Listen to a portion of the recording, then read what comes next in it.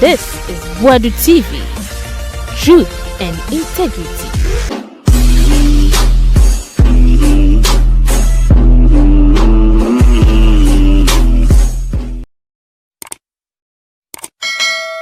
Boadu TV so enye na yema mo nyina akwaba asem ho. Asem a ewo ho nyina ene se budget a aye atofo sen be kan wo parliament no. Emunsem yese ensem yitimi allocate 50 something billion Ghana cedi say the contract aye de be mama for. Na so ni allocate less than sesika eti uhwemu din a na te se sika beka we chire no eno no mbekwa kofa wen no mde be sa contract asamo but yebebo uremba omi amane Wontumi ma koku Dawuro no omo na eja ma duedu mu biebiem na ohwe ensem omo ka fa budget no ho a that means any da so bi any budget no koku Dawuro se ni da so bi any ohun na Assembly Court, West African Court. Muse chinchina che. Mobaye na maswe in new Chief Justice NDC for their moyi. Alfe musori amuse afenyone minority for tatam of parliament. Mamodo so ni mom minority for tatam. Before the budget no na aban no ese kan ken otemuafo pani a wo mayimu a your friend the Chief Justice no omo beyi no afiri ho na omo di onipa omo pe omo fo se ye omo nipa omo betimi ne na ye adwuma no na omo de na ba ampa omo yi otimuafo pani aye Chief Justice no omo yi nadi na ekwan a omo fa so eyi nadi no enipa bebre kan ho asem wo mayi mu ema empo Commonwealth for a lawyer for nkabom ku no so ebe ka ho asem se da bi yanyane sa na moye ne sa na atemu adwuma no na mo tutu na se omamua omeya yetimi efri 1962 ebe si 1963 a Kwame Nkrumah eyi se akụkọ se di no soja ban aba ama soja ban ekọ obiya ni hono mo a wayi Chief Justice edi agise Mampani John Dramani Mahama na ekame akoye se NDC omabakwasam e wa judgefo ho no omo sesan because PNDC era no ene e fa ajudgefo miensa e de omo kobunda ase ekobo omutuo ekumo omo a empono na ba akode na ne ba etuanufo ano but sabre no na NDC aban no ayese ompeja agifo na sem enti anadwo ene yekofa agifo yi ekobo omutuo etwa agya tu mu a ne yesi yesi omu a na kwabredi agepon ne papa eka ho edimu a besine ena it has taken another NDC government wabase Chief Justice na oho no ontimi ni nya adwuma John Jimmy ni nya adwuma de a ye obetimi aya ne se obeyi na di e de afiri ho me de e ba no sampo ankaye si ebekun ne si ebeyi wadidi e sanka be fa yidi no o fa yidi no abefa ne saa etiene Mami Gertrude Tokonu okwa akwetena fi na samu ana minority no e kan se Chief Justice no anka moma ensamu a ewe court no nyina yenkan wie yeka ni nyina wie a emuaye bia ewo ho bia na anu ye bia wo bia no na modi aba aban ne se dabi and the funny argument a omo ye ne se ye to aba wie ne yekoye election petitioner president ko a ebeyi wo no se court no eka se onye entumu a now president no ese wotran chen na nipa hofra ye no oba to the same way Chief Justice nso se court no eka se ensem fata se ye yi maame na dia new person no ombema ne kwan no abaye na dwuma ena me se ɛyɛ me nwa sɛ ɔmo a ɛyɛ saa argument no ɔmo nyinaa ɛyɛ lawyer for because sɛ Ghana constitution no ɛkani Urajo Mahama ɛte akonnwa so yi on the 7th of January 2029 na the term of office na abawie sɛ ɔpɛsɛ ɔtoa so dia he say o declare state of emergency ansa na obetimi atoa so na state of emergency ne so no ye parameters ho no mo a obetimi declare within some parameters no and obetimi declare state of emergency and Galamsey cry so declare so what it means ne say Omampani Mahama cannot stay in government beyond 7th January 2029 at the same time na parliament so omo term of office and so akwawie enuntina in the mind of the framers of the constitution no say in that case onipa no electoral commission beka say oye president elect no say the presidency no abe disputed da yen swear in kosi say supreme court e de emuaye ebeba na afedie ye determine the way forward. But in the case of the Chief Justice, no, and the Constitution no say Chief Justice no anywhere. The senior most judge, our Supreme Court no, should act as the acting Chief Justice. What it means, they say there's no lacuna, there's no space. They actually say there's no space. But presidents need there will be lacuna. There will be nobody will be there to take care of the country to say you be election petition. No? But in the case of the Chief Justice, no, the senior most judge, Supreme Court, no, ebe active. It's na make us say Justice Paul Bafboni obetimi active for 10 years to see a benya substantive Chief Justice. Now ababetua na dwuma so. There is no ambiguity. There is no ambiguity. There is no rush. There is no lacuna. So I didn't na bino in a hurry. Say obey appoint a new Chief Justice. Wabria there are dispute. If I come over so eyi ma menedino. Media madwunu ya me say oba hu say ECOWAS court no. Ombedi for aban bedi for. Aban di for. Ebe overturn niema omo ye no. So sana tie de so omo ye intentem na omo appoint a new Chief Justice. Send ebe ECOWAS court no be ka say oh so manya point to be the danti ye ka se ye we ni kokora no a emwa said ye te say Nana Akufo-Addo election petition 2012 a court after 8 months yet the argument say 8 months dear o ka se wo koyi joma ma firi na de Akufo-Addo aba de toka be banti mo de woman in twaso we 4 years be na nsen ya enti media ma dwene mu ya me say eno ena na aban ne pese oye sanya saade a basis bi ani ho so obeka say obeyi Chief Justice na firi ho na ade foforo aba na wontimi ntwen e ma asem no enkwa wi ansa na ne ya wo ni nyina mu no say papa no ene yayi ni say Chief Justice no ono ene say o power tembufu a e betena ma me na asem no so ebi o High Court Human Rights Court ebi o Supreme Court why say on power tembufu no e ma mo ntena asem no so eni e na asem no da ho ono so na obenya ho fa so se wan power atemufo na ono ene benya ho fa so nti na me ka say e ho fa so no na wo die na entra me host minority leader say edo mo ye vet no a omo raise those issues no Supreme Court judge for no baako e threaten Jerry Ahmed our deputy minority whip no or threaten no court wo say obehu ade o de beye no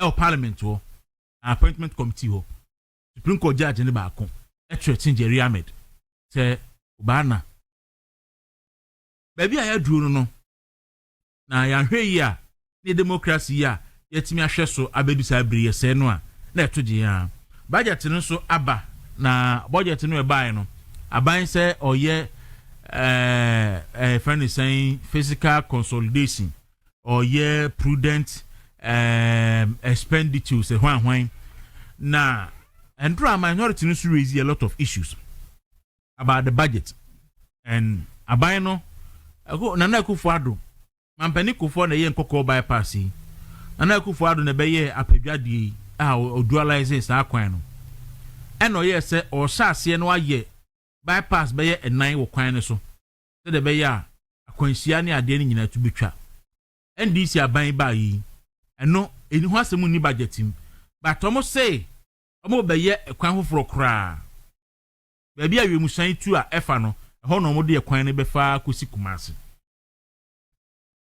enti wahwɛ yi a na nado deɛ na ebi adu 70% 60% no ne adeɛ deɛ ibegya no hɔ agenda 111 musa afei deɛ ɔmo de 10 pɛ ɛna ɛbɛhyim bawura mahama ka kyerɛ school for connection training minim sɛ kentampo ɛna ɔsɛ ɔmo sɛ me ba agenda 111 no mentoa so ɔmo boa me ba mɛtoa so mewie ni nyinaa na me de afam adwuma mu ɛna ɔba yi ɔsɛ 10 pɛ beka sɛ ebi adu 80% ebi adu 90 ebi adu 70 ebi adu 60 50 ɔsɛ ɔgya ni nyinaa hɔ na ɔno a mu akɔ start 6 regional hospitals or so. Now, I can only hope, I can only speculate, say, because of procurement issues. So, where they are ordered that. Yomutuya komunya bini. Tie koshea diase. 6 lanes. Humpochu ni aje. 6 regional hospital ni aje. Say, yes, dia. So, wasika, I didn't know be a hospitals based in Siase. Na aibese 114 na wo si wuja ho na akopefo from na waba shase Dr. Bano aba economic figures no obehwe no aka ho asem na ene wo hwa abun say all the macro economic figures no they are looking good if you can say enye induce kese ya won panium say omo ko no mirika ya si afre bi doping amo wo nyuru no ano ho ayden enti ya wo one panel say ama it looks say ejana so say ene inflation enam single digit exchange rate 10-11 wo hwe there to GDP no a akofam wo hwe say asa nima nyina e look good but and then they look good next year you betua debt restructuring year no you betua about 21.7 billion. You beka kotua Eurobond be say 1.3 billion dollars. O kan nyina bu ma about 3 billion dollars. You betua be sha ase na yetua. Can the economy hold sani mani nyina? Say IMF if you memo caught by Augusta economy ni betimi ahudu ana. A question. But the other question so ne say adenti and an MPP aban wo so no. Omo so induce the Ghana cedi na anye stable. Na enkrofon so anka se aban na ya ade na omugya ne saa ma seed ne yes saa na ne NDC aba omu induce seed no e won panie me gya na so ana se enya sronko free budgeter ye wura kind of react co present in November 2024 yes Adentina mekasa on say Dawuro, one of the things about Ghana for NSA say ye obi kan bibia document na nipa no ekasa film no ye fa no brofo na wo kan ye no but e basika semo toto ya the bia meka say it has nothing to do with grammar sika semo toto ya is about numbers inti numbers no ene be kire say ye bibi sronko ana se adedada na Dawuro ye okay se ohwe eye budgeter atofo se kokaye na se memfa de enti ameka se enye bibi stronko free de kanoforiata akakan dada ne se ohwe bibi ti se eye 2026 obehu se ade a over the years eno na edi aban sika yi pa na se friend say government expenditure eye number 1 item aye nyina yini mu no eye saade na 2024 2026 no number 1 ade ya making compensation of employees okay and we have 2026 budget na oko appendix 3C economic classification of central government expenditure payment of wages and salaries under compensation of employees in kwana 81 billion we enusufuru wa Dawuro just as we do from kanoforiata budget or present here in 2024 no the next item liner enunsu bedi abansi kapa we aketua di tua adwumanfo ka efi hɔ a Dawuro interest payment. Interest payment ye besia ya boda da insihu a ewo sietua. Na ahame de ma na ye hu kura kakra wa ha ne say this interest payment ya budgeti eye interest majority no out of the 57 billion Ghana cedis no 50.1 billion sika ye tua interest that has been accrued from domestic borrowing. It is also a signal to tell you say most of these domestic borrowing, you know, treasury bills are buying issue. Na you say NDC are buying within their first 10 months, you know. Omu issue cry, I'm sure say they've crossed the 100 billion Ghana cedis threshold. I see. And no say a buying so buy domestically wabobe siya kesiye in addition to near wahodada. Out of the 57 billion, you move 50 billion in a service interest accrue within the domestic market. I see. And also, a idea, now, and 70 boy to send you what kind, and no, only that, my sabas answer.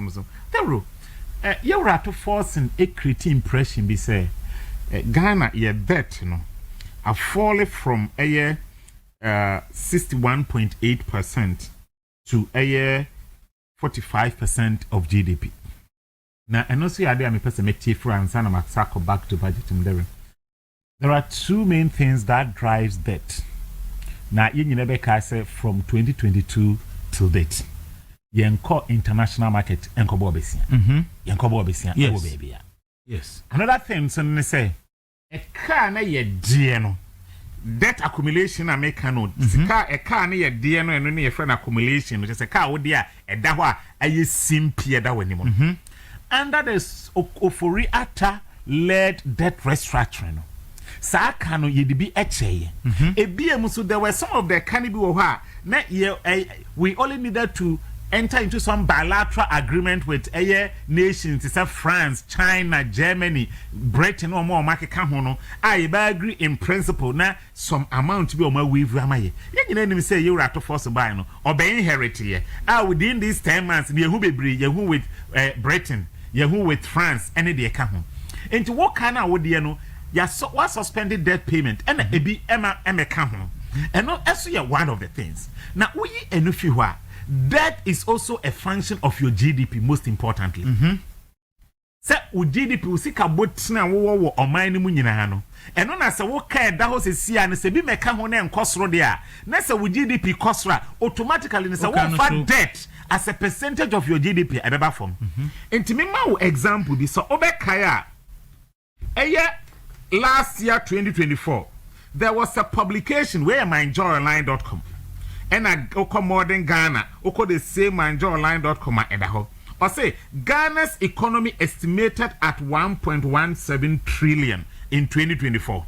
Okay. And in 2024, near cross that trillion margin as far as our GDP in Ghana cities is concerned. Okay. And to the moment one more can be made out because of debt restructuring. What it simply means is that what fat debt as a percentage of GDP, what can automatically a better form.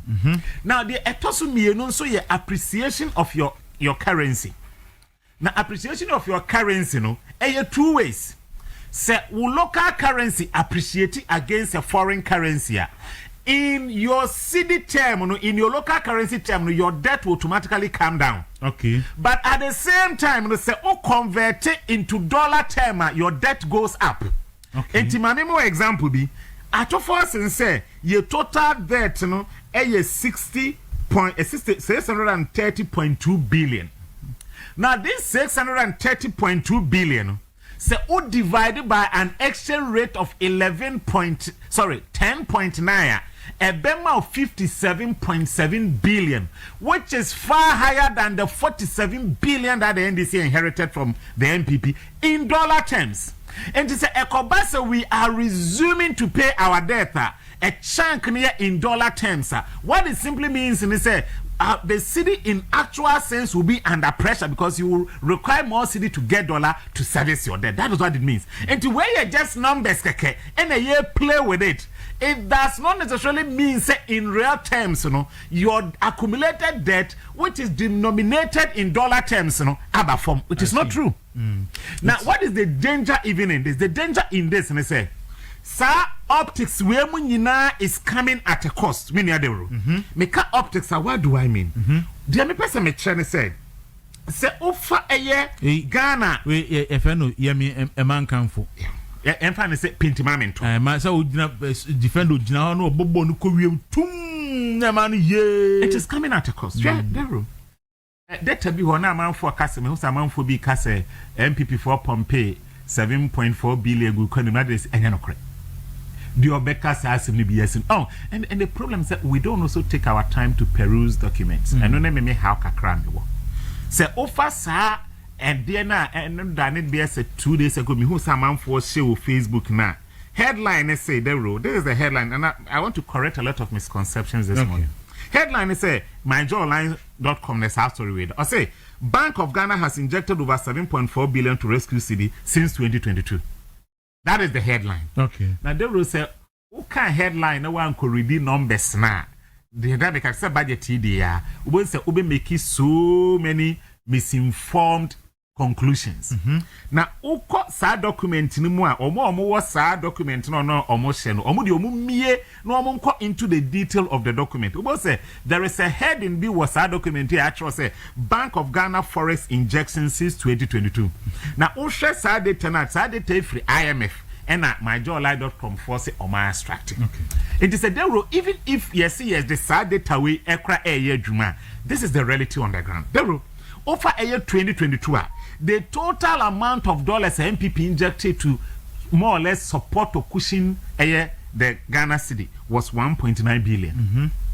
In the same data, no, over a year 2023, a year 1.1 billion.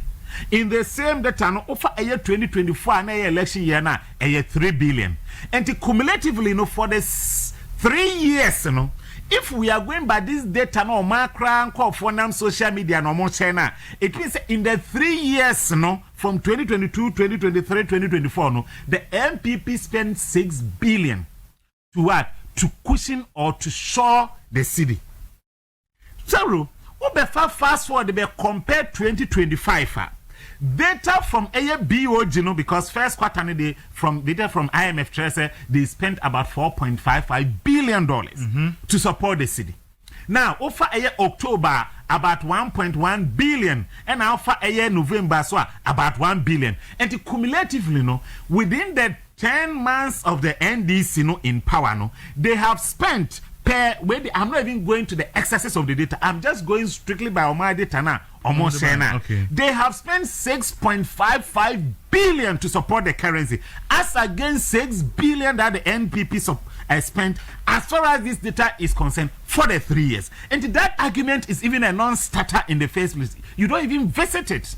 Because we'll be spending 6 billion in 3 years. No, we are spending 6.55 billion in just 10 months. How do you want to see that quick drop? It is at 6.5 billion you are spending in 10 months. No? It's one of the reasons in here that quick drop in the exchange rate as far as CD no now into the dollar no is concerned. Now where and make us where one of the reasons in here.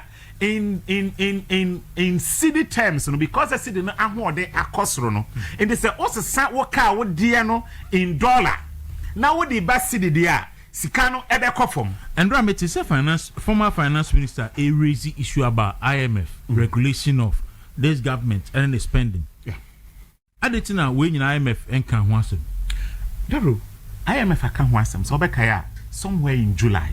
And ba say omo ba for a year assessment na abana withdraw on back we are no be agum so aditina IMF ain't keep your money in check. When we say men can say being an economist, let me frank here this morning, men can say wo and a yare and will be just send your doctor bet na he and wa ka kire wa wo yare ne seminua eni anwa say doctor na ba no ba be you reviewer no we jam ready. So doctor no eyo review here no he bibia so ampa sisi ya cholesterol level akofoma no wa sha say edi anwa Dawuro doctor na wo ye na say wa wo ya na wo ye o we dey misro I say beside so wa na wo person wu excellent enti de eye BOG eye no e say bi onya IMF na wo ye no eye ono e na wo ye no ho adenti na make because the baby say ho ne say Say you're spending 6.55 billion.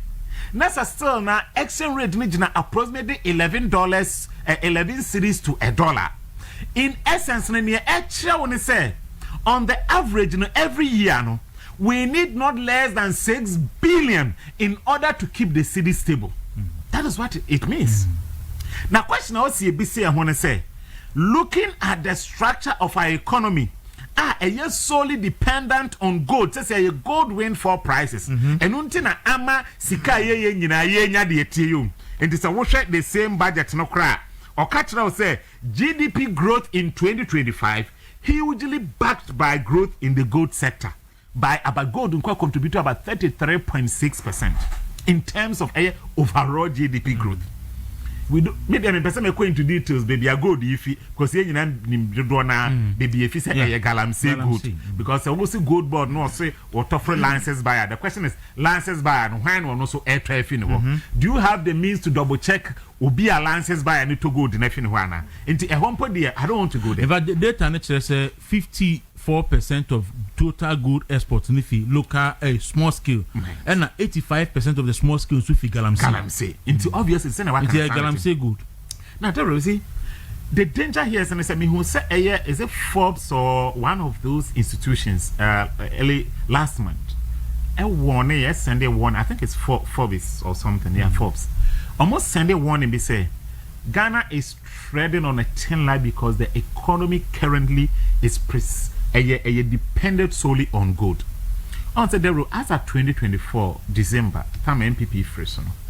Now gold on the world market was trading around $2,300 an ounce. Now fast forward by February 2025, now gold are rising a little over 3,000. Any I can say gold is hovering between $3,900 and $4,000 an ounce. In essence, the trend say gold exports are year in 2024. Say ye increasing and they are maintaining the same output of gold exporter because of the rise in price. We may be getting about 2 times the revenue near Yana. Now, one of the things that is also happening, as I said, and there will be some question be. Maybe I'm in your intro, no, besides I didn't MPP anye. Now, one of the issues a woman say, because say, MPP called Johnny IMF, no, there were some fundamental conditionalities. Now, it was a MPP, and I said, let me not say MPP, it was a Ghana a BT because MPP the Ghana and a called Johnny IMF. Now, one of these fundamental conditionality, let me say, now we see to me build your gross international reserves. Sikana sebi you see NSA oyeni bi emmo but oyeni bi beba. Na yen to me nyesika mfiri bebi no na be to me di etwitwa ye ho no. Na e wo se e wo formal ma me set me kodwo ne IMF no na ya about be say 2 or 3 weeks import cover. Yeah. Per the IMF conditionalities no see a build it to a minimum of 4.2 months import cover. By the time a MPP fee akonyemu no na ya exceeded that threshold. May I take it? And as far as the NDC Ebedi Akunyana is concerned, that pressure to build reserve no anyhow. Okay. Let me be blunt here. Because the existing reserves on that 8.98 billion at that time no cover more than 4 months. I said 9 billion MPP. 9 billion. This year, someone will be 11 billion. So that's yeah. And this is just within 2 years, so from 2023 to 2024. And MPP builds high reserves. And the whole of this year, now and this is just 2 billion per and I come home. And it is telling you, so while MPP in a year was cumulatively building a reserve of more than 4 billion, the NDC in a year is building an average of what? 2 billion. I know the scan could be building reserve, no? Edigu. After so what economy. Yes, indeed. So, it is so pressure in. And secondly, because of debt restructuring, a boss siako na dini tiji achreman. MPP abandon the tikodi atremai debt restructuring and Ghana for 2 abetia na and now no so yes suspending your debt payments yes say e bi kro ho yes say hwehwe so to say interest payment and a range around 9 to 10% no yes say MPP for sakoro negotiating by between 5 to 6% no and this fiscal space no MPP aban na Akufo-Addo no ba me adan no e kreti ma NDC enti NDC ebe full akonya no sa pressure so maba omo de meka egumi so no ebi ne so and secondly by divine or whatever intervention that I don't know in terms of world market price of gold no so no omo ba to no bra gold nso ebo was so because of nia Donald Trump ne ntokwafo a on China ne the advanced world na eko. Now, because of this trade war, investors globally any confidence in stocks, because stocks are companies. Companies, it's more or less shares. It is a companies, because of trade war, there is uncertainty. Say, and yes, sure, say, because you will make a profit in 2022, 2023, no, over making it this year, there. And I was semi-fat baby, made to me, I invest in Misika, a hot dear, me assure, say, it will be hedged against risk. And a gold, and so one of the commodities, a lot of people find value in it because yes, gold, the emperor. And one of the reasons why I'm a gold demand akosra enuntino ne buano akosra Ghana ene amanya ye konton gold no ye nya sika bibriu efimo enti ne ekoso kakra e wo sa sector no enie enti so obi bisa se ade na MPP anya the question is na MPP emphasize eye sika ya make na reserves na komo ho kwasen ko omudi to me the support currency no. But because of this conditionality I'm making, the MPP did not have the luxury at that time. Say now over $4 billion now in a year, or the go a central bank, no, or because be pia edi go a your friend is saying. Yes, MPP for the Omopa memo French, the Domo pen in the memo. And in the Dubai business, somebody who be Kuranoa. One typical example, Mehusa buying the Ashim say, or ma ECG revenue. A movie from 700 to 1.3 billion. Meanwhile, as at October 21, 2024, and Kenufurata a report is 1.3. Yeah, 1.3 billion. Yeah, and then efficiency better new meters, yes. One of the major drivers. Yes. But no some for punish MPP for it. Say omobobo is same both meters.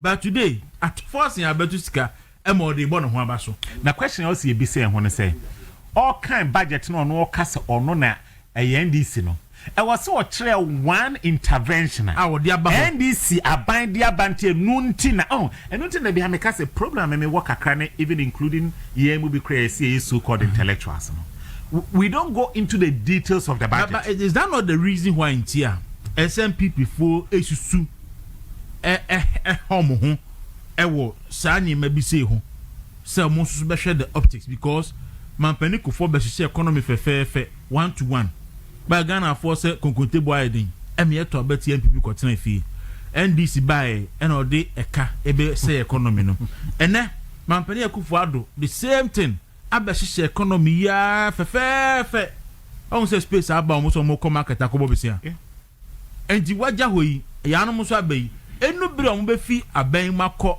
by 2028 no my o man susuru and there already what can dey no correct na sani what can no say unim papa omfomra na me can say MPP no yende because me MPP me dem fancy na me nyom ba hot na be aka say me neutral me neutral. Yes, I am a university professor but I'm not a neutral. I can't be neutral. I don't believe in neutrality. Ebema me tikura pai me. See, the problem, let me say, MPP as a party, we believe in transparency and honesty. And until a year call election, young could intro and Ghana for. And until a year call elections, your flag bearer, Dr. Mahmoud Bamia, a kind of relatives, and you will be to me, dear aye, na ye free baby and a yetna. Obi be share bo, say Obama 24-hour economy. Where they made the budget in the man. ena ono ankasa ne first budget na me ma history bi kakra Ghana for ya muti a me ma history bi kakra wa ha adana me wo read a TV back so na me ma that history hwe the offer under the Fourth Republic Dawuro me ye Jerry John Rawlings free mo anya ne baby coffee because ono the transition free military rule no obaye ena or member say in or motomo for say into say or a democratic person or contest say ena owini say oyi ono free hwa one what the opposing views and as a political parties are one more aba afterwards one more actionable accuracy based on more political manifesto the other kind of say flagship programs no me magana for as me case be atom because 2028 na me adum ni nyina tin comment che be saba hwe Dawuro me mfa Yewura John Ajekum Kufuor because ono ne tumbeje franka e free NDC nsem Yewura John Ajekum Kufuor Tama obo entoa 1999 2000 se Ghana for ntoa mama no den tani mi bia fene na emi se yewie GH so sesan asama na o kan se wo hwe Ghana ha ade ba ko edi enya ayayaresa nti e wo se etumi de friend se apomudi ensi nchireba eye National Health Insurance eba meboa Yewura Kufuor ebe win elections in 2021 yes sorry 2001 is sworn in as president. By 2003 I stand to be corrected. Now the flagship policy here apomudinsi by health insurance no was said Numa from 2001 ama by 2003 no now it's into full force ananeboa so oye Yewura Kufuor free honoma the next person on also buy ya or also ebe share bo akese on also my dear friend is a flagship program e won manifesto ye papa John Evans Atamelsa when you baby ko meboa yes na sa program na anything one time premium so one time premium so ono de Yewura president Kufuor health insurance no de ba na obi etua kakra no ono de obe no once to say wo ba ne na wutua ma na no ano na kra ne ntua bi nkopi say obe nyina gba akokra na abrewa na wafiu ya aseko Papay ebedi tumi eni afi ba ko mienu entem ena obeka chese asem no kan no wanka ne yenti Ghana for fancha meboa yes onu ofi ho na Yewura John Dramani Mahama no we ne vice ebentu ana mamuso ena onu nso ebe share ebo me bia me nkase mpo de flagship program on de emise na ebo keke bi no no hye o say obeye ne ye friend say community day schools meboa yes ena obeye bibia friend say free progressive senior high school me pacho at the time I will fear about in 2016, what was the state of community day schools? Now, per Auditor General's report, not more than 23 of these community day schools have been completed. And said, we are fully completed, and 23, if my memory serves me right from the document I read. At the same time, this free progressive senior high school also be implemented. The same Auditor General report after 2016 tells us that there was a CSR 55 or 380 million Ghana cedis. That's how we had it away. And to me, the trajectory of promises of successive governments in the history of Ghana. Yewura John Dramani Mahama fi ho na Yewura Akufo Adobai. Na papay airborne tuano no so ono crowd was started from 2007-2008. Adia no so Esha Ghana for bonus Ghana for to abama no de na koma so be na den free senior high school. Papay Ghana for eto abama in 2016 December. 2021 2017 yes sworn in. Dawuro the first fiscal policy papa no allocated over 400 million Ghana cedis to start the free senior high school program. By September 2017 then the free senior high school was in full-fledged. And John Dramani Mahama His Excellency Part 2 Asaba and a war ban was share Ghana for boss would be a 24-hour economy a year 133 into a year abejuma. And I say, Minua Baya, and I say, Minua Abemua, a secretary. Secretary no overcall anopa nunsia. A Bobby S and no doom bacon adequa, wapon, another one babitim, a Bobby S and non soon the corner watch, I will be coffee, now will be a babitim, or no so be pima matching a son of a payable. Yes. And the first fiscal budget I would do to 2025 budget now you wrap to force in Becca. Now I say mediama and ye who me yem crash me more say say for NDC as a government, they technically are left with 2 years. Yeah. Make 2 years. What do I mean? Technically, no, they are left with 2 fiscal years as far as budgeting is concerned. Yes, that is 2027 and 8. 27 and 20. Into the first 2 years, of implementing 24-hour economy day, you who say and throw and abine try NDC abine and what makes say policy be a free education time and no for start here.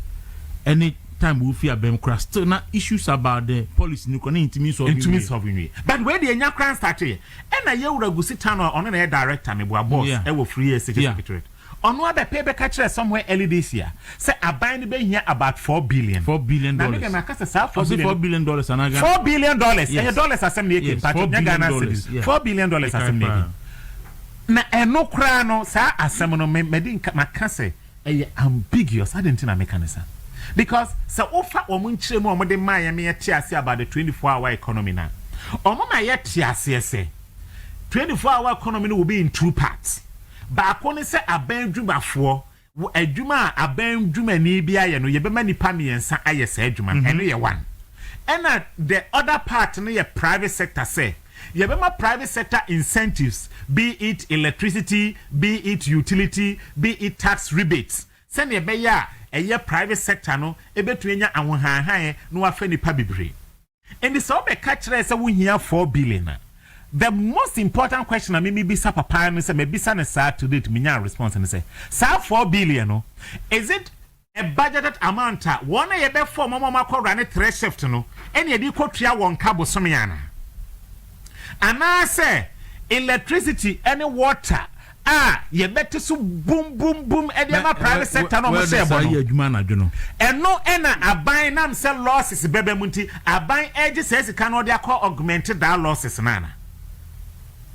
He couldn't also explain to us. Now, be it as may say, you have $4 billion, any idea 24-hour economy. Dawuro, what kind of budget now to force a mechanic? Or Sisika and any allocate a secretariat? No, was it $100 million? $100 million. For $4 billion. What's $100 million cedis? Sorry, 100 million cedis. Facha man make our dollars a facha me. For facha 100 million cedis. Man can you create for and your dollars. Let me say me quoting $4 billion dollars into me quoting me. But 100 million Ghana cedis out of $4 billion. And your 100 billion. Into who be sound say. Let us say 24-hour economy. I bear say sebi a joke be and a binary day. Ebedi. And as far as a binary flagship policy is concerned, na Ghana for me bunu ento abamano na so mo to abamano omba benye adwuma bebriaye no mo tumi ediye wo Ghana no sa policy no anasa sa botaye no sa budget mienu a NDC aban abeka say aka mo budget mienu penaka because 2028 there is out. And yet 2028 was last time in government and Abaka so be implementing any 24-hour economy will be allocated $4 billion to Redabe. And technically no, the NDC is left with just 1 fiscal year, which is the 2027 budget. To show to us that indeed, 24-hour economy no, and your phantom to send an air canana. Now there let's go into the fiscals. It is very, very important to say amount for Kase at forcing. As far as the management of the economy is concerned. Now, for 2025 fiscals and there a few pointers and indicators. Na NDC and one says ask me a yekin or no crack and I say a yakushisem. Minia, so offer a year 2024 budget. Industry sector. Industry, a one for the Juma, ewo, minia. The so-called criminally managed economy na Kufuado no Dr. Bamu Bamiyedija NDC be catch say yo man peniko jina parliament catch say a criminally managed economy no. Industry sector witnessed a growth of 7.1% in 2024. Dawuro, the best managed economy under Dr. Atoforsen. Industry growth na 7.1 a decline currently ababejina 3.6%. 7.9 7.1 in 2024 3.6% and the amino kase. Dawuro say what the industry eto nchen construction unim say eti kromia construction where to wara mason for carpenter juma welder for insanu juma for be brena are into the construction sector e wanna be brena we industry for the juma everywhere once so enya adwuma ye and they say ye ka about yes sir ye be nyine economy no na sika abaga na fo botoma no motumi enya adwuma ya menua sa ennioma mienu no ontumi enyi nsinchen ema ne nyeyi eno ye true of the yastika ye de be mehye any government say o policies and programs a wodi egu akwan mu no eya ade a eso abapa amaga na fo menua de ro say offer eye construction sector again. In 2024, construction sector under a so-called criminally managed economy grew at 9.6%. And now, Minuka said, Dawuro, construction sector growth is 2.9%. From 9.6 to 2.9%. It is a amount these indices are. And yet, Dana, Obitumi Tina baby catcher me say. Based on these figures, I say, ato force in budget or present, per the 2025 fiscal year, ato emomu manage economy no better than near Dr. Babu Bamiane Nane Kufuado Edija NDC. What is Hasimia Sia? It doesn't make any economic sense. Okay. Now, a beer munso make come was some Dawuro. In terms of expenditure, echo a friend is saying. The some sectors of the economy say offer to say government spending abana nkasa sika osu obedi or they call office of president Binia Dawuro in 2025 office of government machinery and as a presidency so Ghana for the car is it sometimes I mean, between what sometimes we are being tipaye. Ghana for say, Nana Kufuado are buying a bloated government. Meboa. And untino, Yura John Dramani Mahama.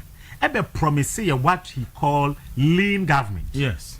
Now, maybe a bloated and lean, mentias, yen say a bloated government is a bino sodia. Then it's a sika be brenani di be tria man foka. The taxpayer and sika any di tria Ghana foka. And yes, sanity. Yes. And you can say lean government. Then say taxpayers can then confess and be bretria a year one year a juma office of the president in 1 hour cacahono. Yet says the can so now I'm a taxpayer so one hand and yes, sanity. Meaning a young could determine his sanity. So offer a year compensation for a year.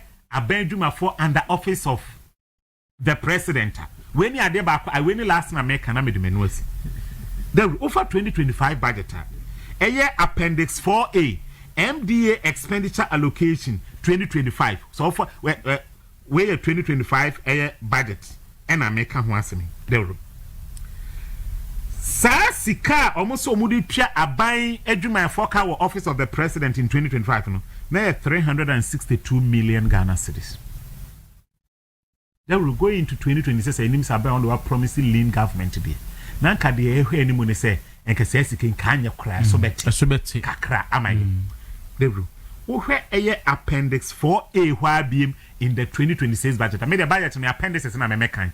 Me brofune wumdi I don't need it because my cousin made my interest is in the figures. Okay. Then offer appendix 4A MDA expenditure allocation 2026. Sir, office of government machinery and the compensation of employees, says K every 360 million. I could do for 540 million Ghana cedis. Yes. Yeah. Meanwhile, initially in Sukromo Kache say national security budget as a presidency. This time, my allocation for national security. But still, we need to be 360 million. 540 million. We remove every honorable finance minister. Technically, no. This is based on my own understanding. Most of the recent appointments we make here, you see a ministerial appointment. No. Technically, no. It is equivalent to ministerial appointment. And until Namas incentives, they have had to adjust ASASK from 340 million to 360 million to 540 million. It is a clear Mr. Share numbers, meka say oda me budget ene yura to force ekeka na no magana for Dr. Frank Bano ye da sinchiremu na dey because see obaye no or say on appoint regional ministers but we appoint all regional organizers of NDC presidential staffers and so ne rank say deputy minister ade a deputy minister nya bia no ono nso nya bi akatua pe enye deputy minister no afa no and the KOD no nyina and omo operating so from the regional minister's office to say deputy ministers na entimia mini apani Hackman Kabori Eastern regional organizer is your Eastern regional deputy regional minister a deputy regional minister because deputy regional minister office and operative and osan so di akatua no bibia say deputy regional minister and a KKD is a presidential envoy to the Caribbean. And yeah, she said, you can't who I won't hear. Okay, Dr. Frank Bano made us say, Remember, I would do Mahama. I quite born a managing editor for the Custodian newspaper. Obeni Martin. And now, Nabia Bokode. Oh, Namia Domiti. Yet, yes. And then Yanko Ponce. Divine selection. Divine selection. I can't. So we know so they were actually. I mean, it was a TV and you might be in a studio. I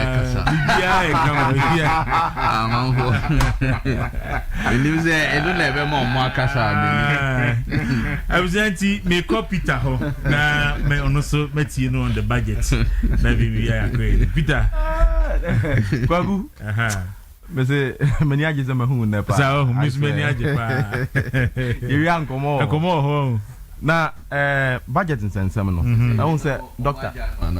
Wamo. Omunta. Oh David. Afi no mu ya do nti afi na me mpa ni dai ho. Okay. So mu nya no. Because now I time. Ni de ono OSP o my fine pa. Okay, all right. Kwagu me charity for you and I have for you na budget nsensem de adwuma Dr. Bano ayi o de buy here no muzana I say o ya ma yi no na me ga senka ye de nka ye wo e form ho ene oh say doctor the other topics we be na bi ana wo ketua bi se be be kan won say budget no eso say Dr. Bano call into detail near me nya kwan enhwe ni nyina mu but kakra meka say ubisa nsem about the data say o hwe data ne dia na je say macroeconomic figures na o ma bom ho modern e wo figures ne ho ayisa but so uko inflation okay macro say inflation figures oh alaji ma menka masem me wi a obenya obre any exchange rate figures ni ne kaka on the face of it, you know, over bomb abaso say be dollar. They say inflation about any other. So debt to GDP so fantastic. But what they fail to tell us, you know, say ukomwa the MPP's contribution so untimi frame and Dr. Bano ball gold. So I'm say wa crumble na Dr. Bano ball gold.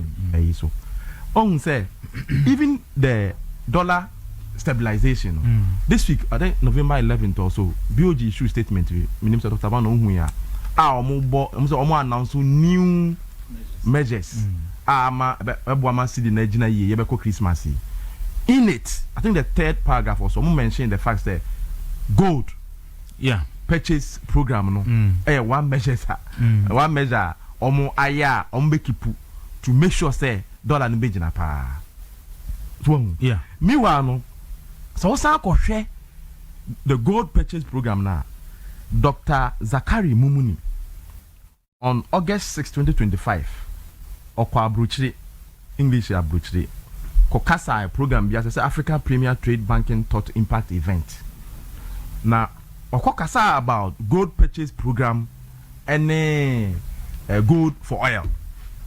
Matisem so adam for kra o ma invite you. O mo kwache na nyeso mo invite no kra.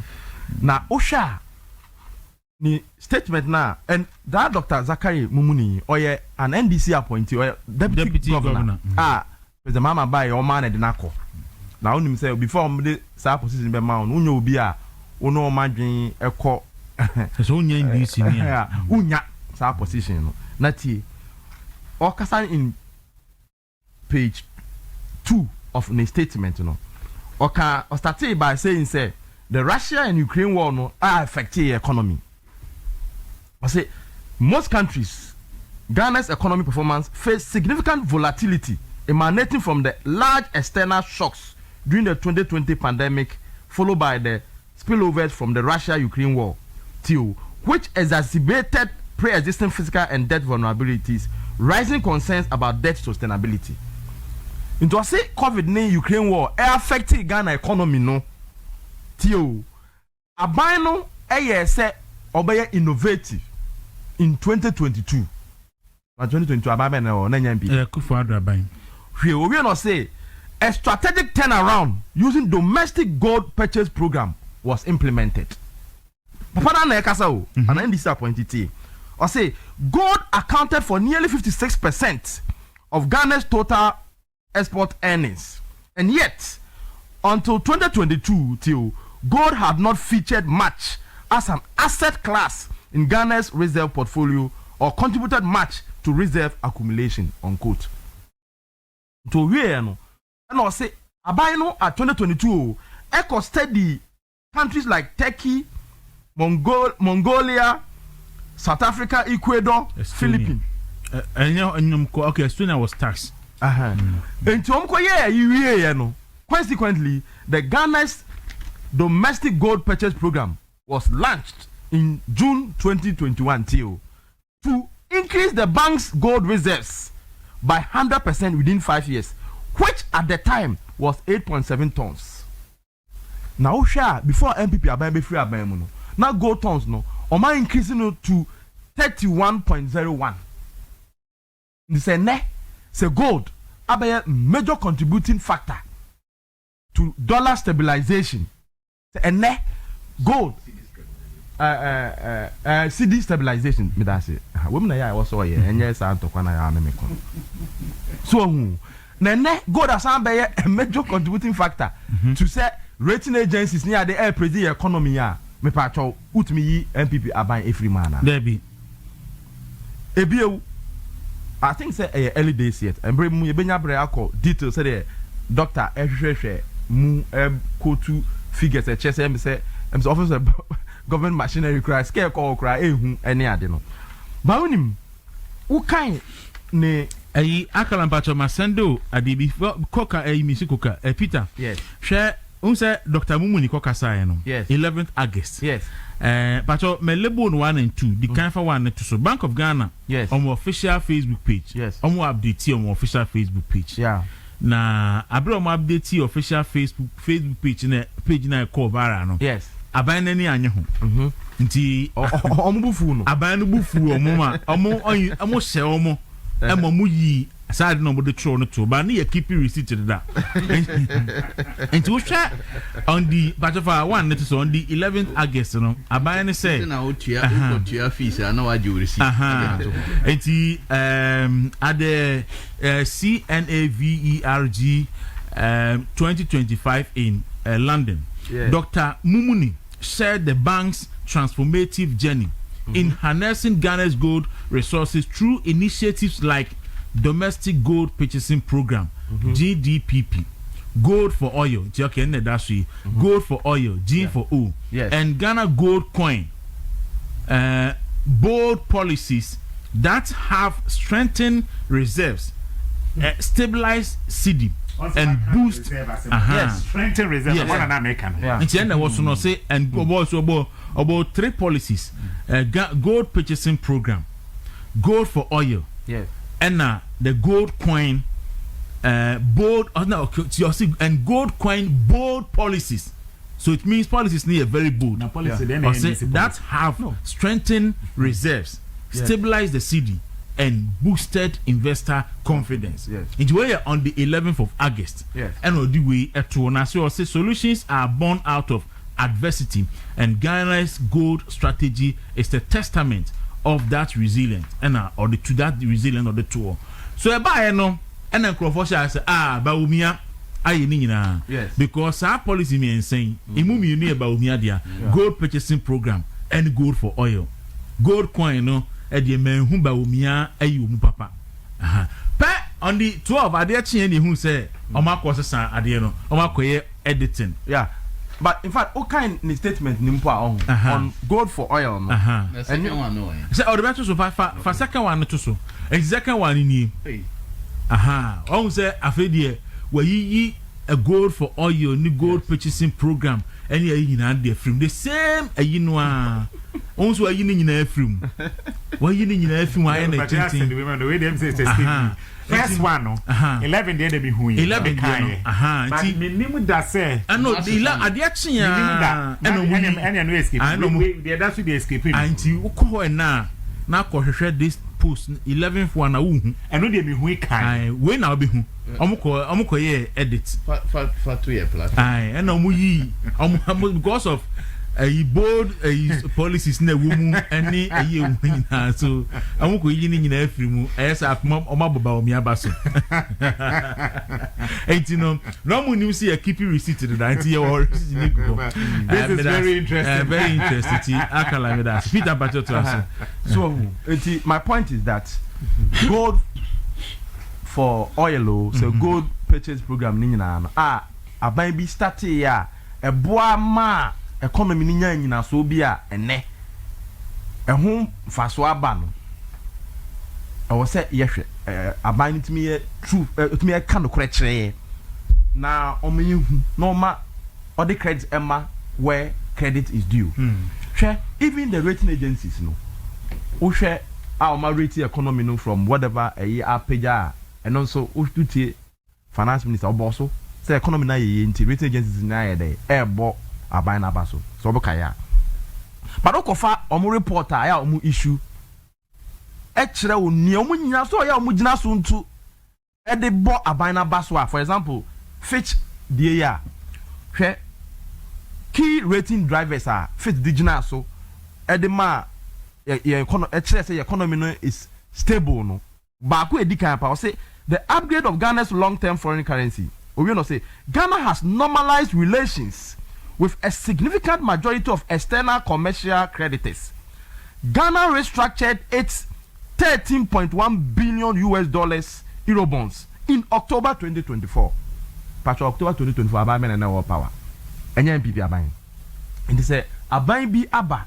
Now, what may restructure the Eurobonds, $13.1 billion, to the extent say, the big crache. Na ene, Abana and Yam Faso, so. Ama rate agencies etime gina so e dey bo aban no economy no say gina sa aban na a year sa restructuring ma $13.1 billion no e course no mpacho ye yi ni eto nchen e sa untimi nyi no na ne ehu ne say even banks say the economy na say na your banks no are weak after spending 30 billion they say you who say 30 billion the so called 30 billion no almost say ye say no e dey bank restructuring na nya banks nko because we bet kaya na mutaka say 9 billion per na banks ni be here na bank ni be here but ato forcing in 2025 be chere say ampa na nya banks nko na mum na other financial services here dey eka ho eno no enam so ama ye banks no enya nyina so in fact so wo hwe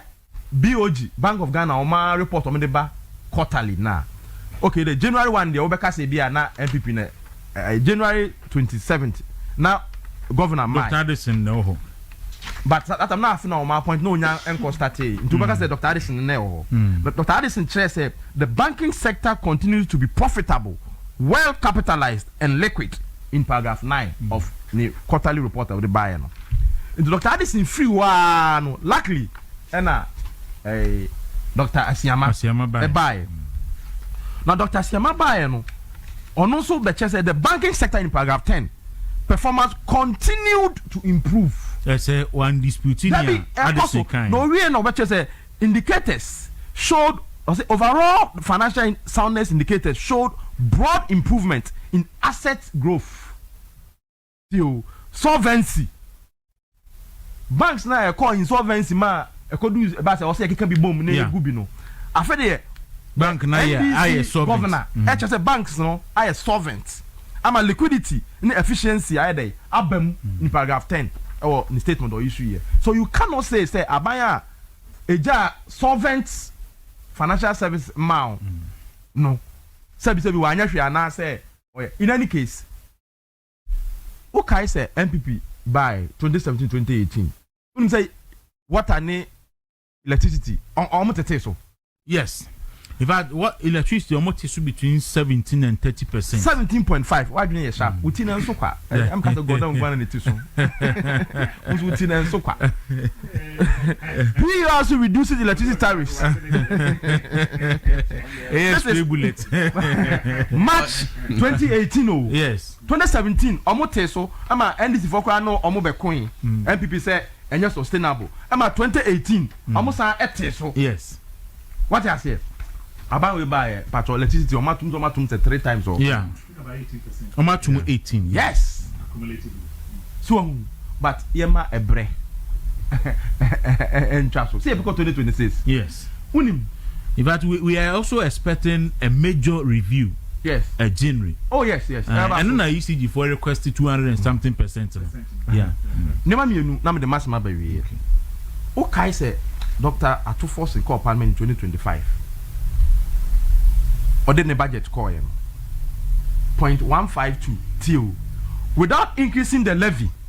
We will also review the energy sector levies ESLA to consolidate the energy debt recovery levy, energy sector recovery levy, that is Delta Fund, and sanitation and pollution levy into one levy TO, and use the proceeds to cater for energy sector shortfalls and service the inherited debt service obligations.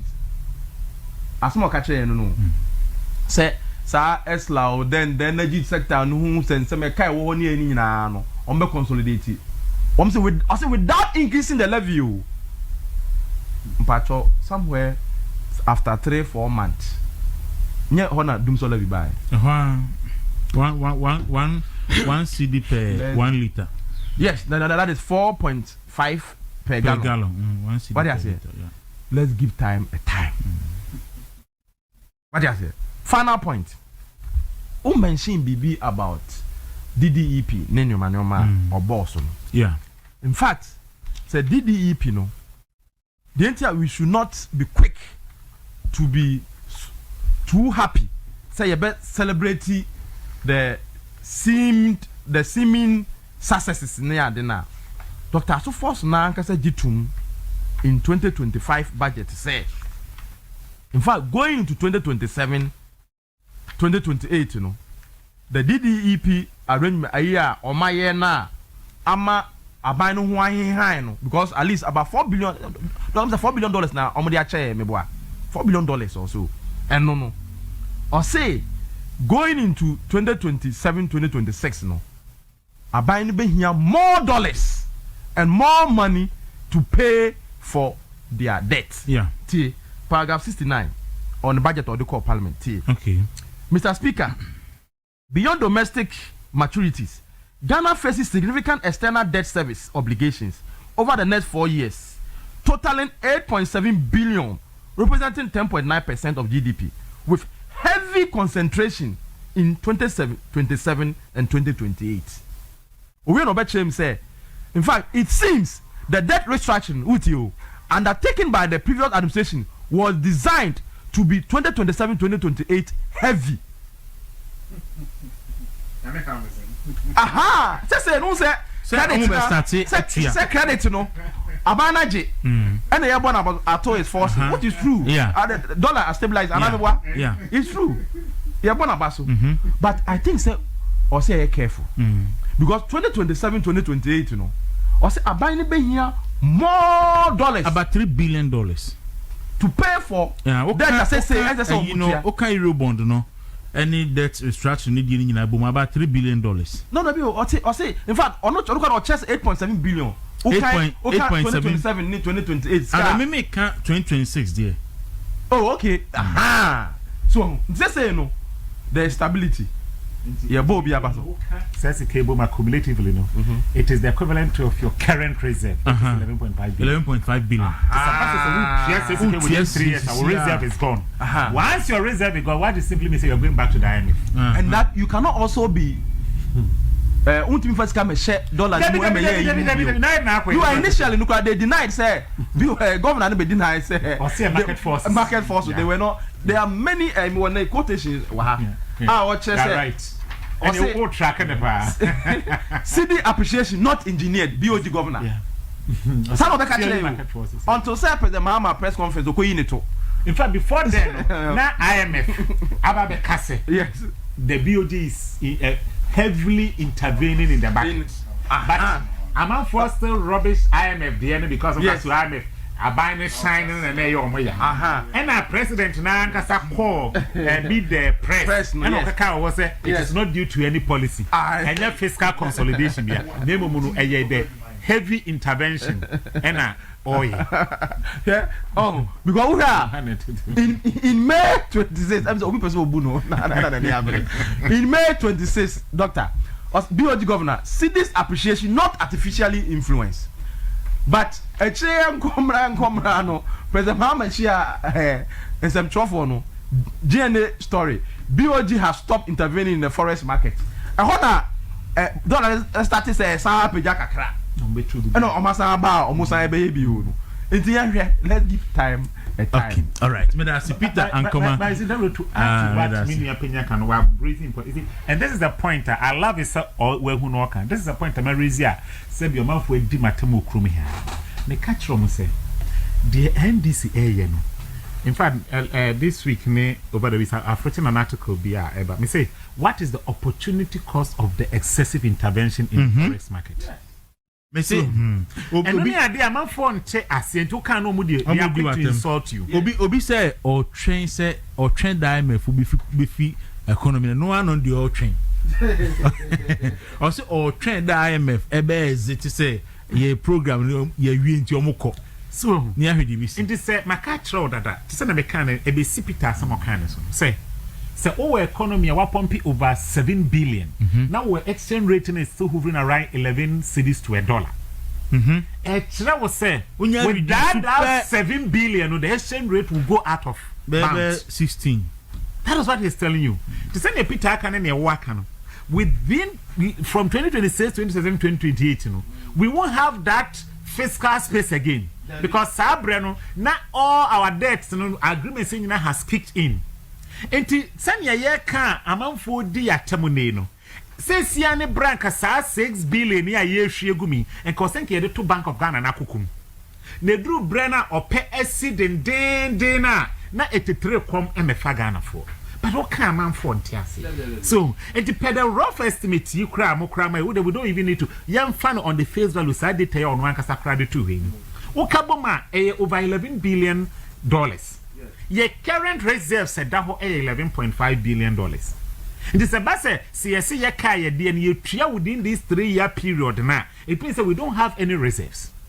And only the danger ya Ghana for NTS, Now, my case, say, about we are not careful. Now, or yet carried away, say, obey engineer the forest market. No one she is gumnas one build a buffer, sir. One where the bet 2 year post 2028, a bet change the in 2022. Doc Midasi, so omu say ya na IMF phone ade no omo tete because otu for now so untia o tren ne ho abi hu ade last point so even projects are buying we years on by doing their mid-year review policy aya omo de call parliament now omo chere say a lot of projects are because of DDEP arrangement na abiding external creditors into no most of the projects ebe stand still. Yeah. And Dr. Tufos Naka in page 17 say Ghana's default on it or say on 19 December 2020 creditors halted disbursement of 55 bilateral projects because of the OCC arrangement nominate external creditors now also moving also this resulted in several uncompleted projects scattered across the country and leaving a massive of 3 billion in undisbursed loans in between that period no. But say because abayno NPP abayno free power no matimi aye OCC arrangement na nyina wie ni ntino just like with the agreement say no disbursement of Saska we nyina no is ready now share project on list ya mo de ba be na ohun usha there's no new projects. Say I don't know say anka ye kuma I don't know say more a consolidated project no Water River opportunity you might a lot about 4 lots for big push no. Yes. Aye mami ko ihomra mami ko Raud Mahama ho emra obani budget na ba minim nya nso hu ana na ote year strike o budget ndi me hu ye na say they more flamboyant figures ya ma figures niama ebeye say Ghana for near Japan but you see Ghana for omunsusu enije no they should be measured jubilation or more no o share 2025 budget many madam for pa KCL Dr. KCL to force in the buy no o ka so be niama bi and Ghana for Bosia and I can say they were jubilating, especially NDC for say. But after a year no end no, it's a share 2025 budget on near my banks are no more year. Me majum den ma Ghana for and who say about we juma pa me to me 2 issues. Mabo me na inflation sa say inflation move from 21% to 8%. And yes, sir. And exchange rate and so stabilize it. Now, Omaka Mienu exchange rate no is obvious as a me say Dr. Kotu also I know more pumping. I've seen other areas almost 8 billion. Ebia 8 billion. So far Omade Tamodia go up for now. Yes. I am not. I mean, I know your others. You're looking at other sources. Yeah. But don't show man strictly the other. Okay. Yeah, 7 billion. Yeah, 7 billion in 10 months. Yeah. Dollars in 10 months. And all they are stabilizing the city. And now, so we know where the stabilization is coming from. The entire city now stabilizer no, and your magic. And even the city no crown gold board. Yes. Budget allocation of finance minister here no. On religious scanning mano. Namo a BOG and a finance gold board. Yes. I no so no. We don't even know by direct BOG na finance. We only assuming. Yeah, no. BOG man deputy former finance minister. I mean Adam. Or see BOG na fund gold board. I no ko ekotia IMF agreement on money Ghana one. Okay. So he was raising the question why I said IMF is not regulating and making sure say BOG be jai financing of gold board. Now, remember inflation. Ghana inflation now, but the economy say I mean too much you. My boy inflation about down. But it doesn't reflect on the market. Look, time inflation was 21%. No, now cement ball. Near year 2024. Near year 108 cities. Peter Tio. So what Titi say? Tama inflation. Peter na finance minister na. Tama so no or challenge me. Tama inflation year 21% na year dey no. Na cement bo. Na year 108 cities. Ne cement bo inflation year 8%. Cement price of cement depending on gas and diamond in there is between 112 and 120 Ghana cedis. The inflation no about form na buy no what is the effect? Obi oton so far bottled water. Oh mo num so kra. Share price of bottled water. Me pese me bobo mudi e wa ha. 2024 price na e to enen Peter onom bottled water pa. Ebedu baby kra no water nso no kra upa onya bi. Bottled water. So what is the effect? Inflation about from what is the effect? Dokuno I say now 5 CDs. Nano boy di 2024 no. I did a campaign. Your TV stations ni be your colleagues ni be. What is the price of kenke today? Inflation there about 8%. No. What is the price of kenke today? And the size of kenke. Today. Yeah, per kenke pa no. Yenim. They say open size of kenke a be to say the na 5 cities to say 7 cities. Di benkunu size no. So I shrink in fact me meti ma bo baby a me to me banku e wo wo kokwa benya ene amunu bubu alaji baby e akomi ya me die mo kakra me ka chom say mu no mu ye no omo wo ayi bi omo de no 15 yes aka say ye to si auto 15 a wo me auto 13 so a auto 13 so a untimi ni enti omo de omo nya no 20 man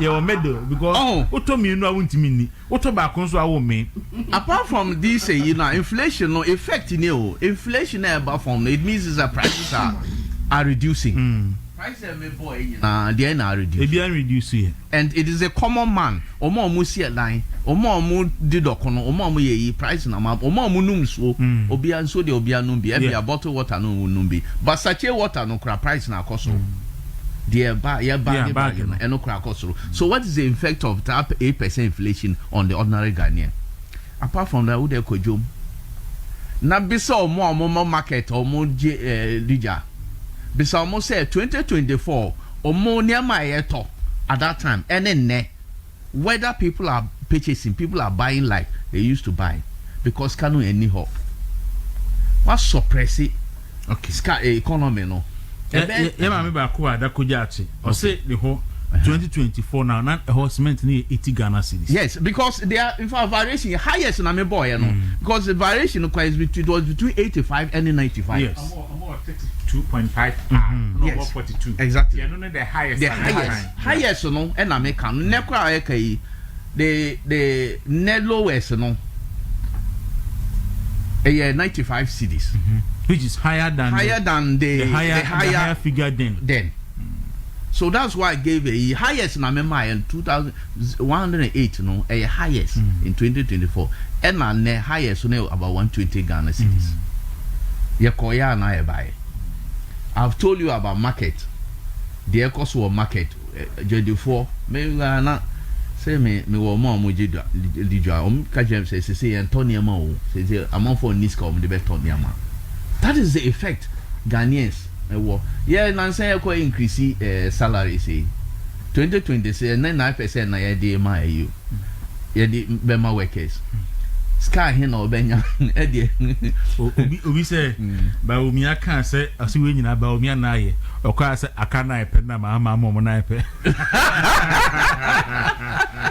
okay mo say aka na ipe na mo na ipe. Then let's come to 2025 budget as you say.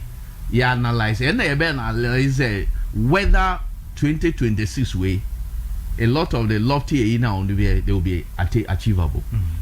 24-hour economy. Say what now 2025. Yeah. 24-hour economy mark on one sem. Scam more release here. Yeah, saying 100 million. 110 million. Now, my to say Madame for power or say 150,000 nurses be backlog no, they will not be able to take them in 2026. Yeah. Now 24-hour economy actually saying and you know now can say Juma Baku 133. Now nurses no more 133 omu nimiana. If really 24-hour economy, that's where easy crowd. Because your hospitals be brave, crazy nurses anyhow. So if this omuguho, these are ready made. Hospitals we are empty. 133 no to me use helpful essential to me use way experiment. To me use nurse experiment 133 there now bet my member 24-hour economy no. Say now almost cost here. The coordinator of 24-hour economy will cost $4 billion. Yes. But now say a policy thinker, Center for Policy Scrutiny. Almost your analysis be almost $4 billion no kwa a understatement. I see. Because also almost tax incentives no almost debe companies no and no man cost no. Infrastructure subsidies oman cost it any public investment obey to set near to enable the private sector to take it oman cost it do costing na a mono cry be cost out of even the 4 billion no sky no more allocate here 100 million Ghana. 100 So we have a bianche mwambeka ho asem. Until the just like omuga say 2024 message 30 women's bank and omodi 50 million 51 million and the someone in this base. yes ne omasa allocated 451 million and no dey make sense if they were do say bank the 400 million adequacy ratio no say oma in fact for a development bank I think it ranges between about 600 to 700 or so million. Okay. A level so if you want to do a development bank, but it's not a normal threshold that we do. But we there so almost say Aija. Seed money. Seed money. Seed money there to set up a bank. Yeah. Also the 1 million no that's on the set up no the 400 na capitalize bank. That one is fine. And no the say on be release here. And a CapEx what when the capital expenditure. About with the anti-America way in say figures in a boy 2026 I'll be a jubilator no. We should look at the performance of 2025 budget to see whether 2026 budget no ebe almost keep a capital expenditure almost remember spend 11 billion Ghana cedis Peter budget where OSHA figures now release as of end of third quarter no Oma spend 3.2 no 11 billion almost spend here out of 32 billion. Oma spend 11 billion capital expenditure out of 32.6 billion on so investment. That is just 34%. 34% pay and almost spend here. Big push. So big push na major a year abanwe major policy. Yes. Bibi as say you be roso, you be see hospital, you be here there a big push. Na big push no, only say 2025 budget no. Mo allocated 13 billion. 13 billion no. At the end of the year as of time now already budget no almost say 7.6 billion now Oma committee.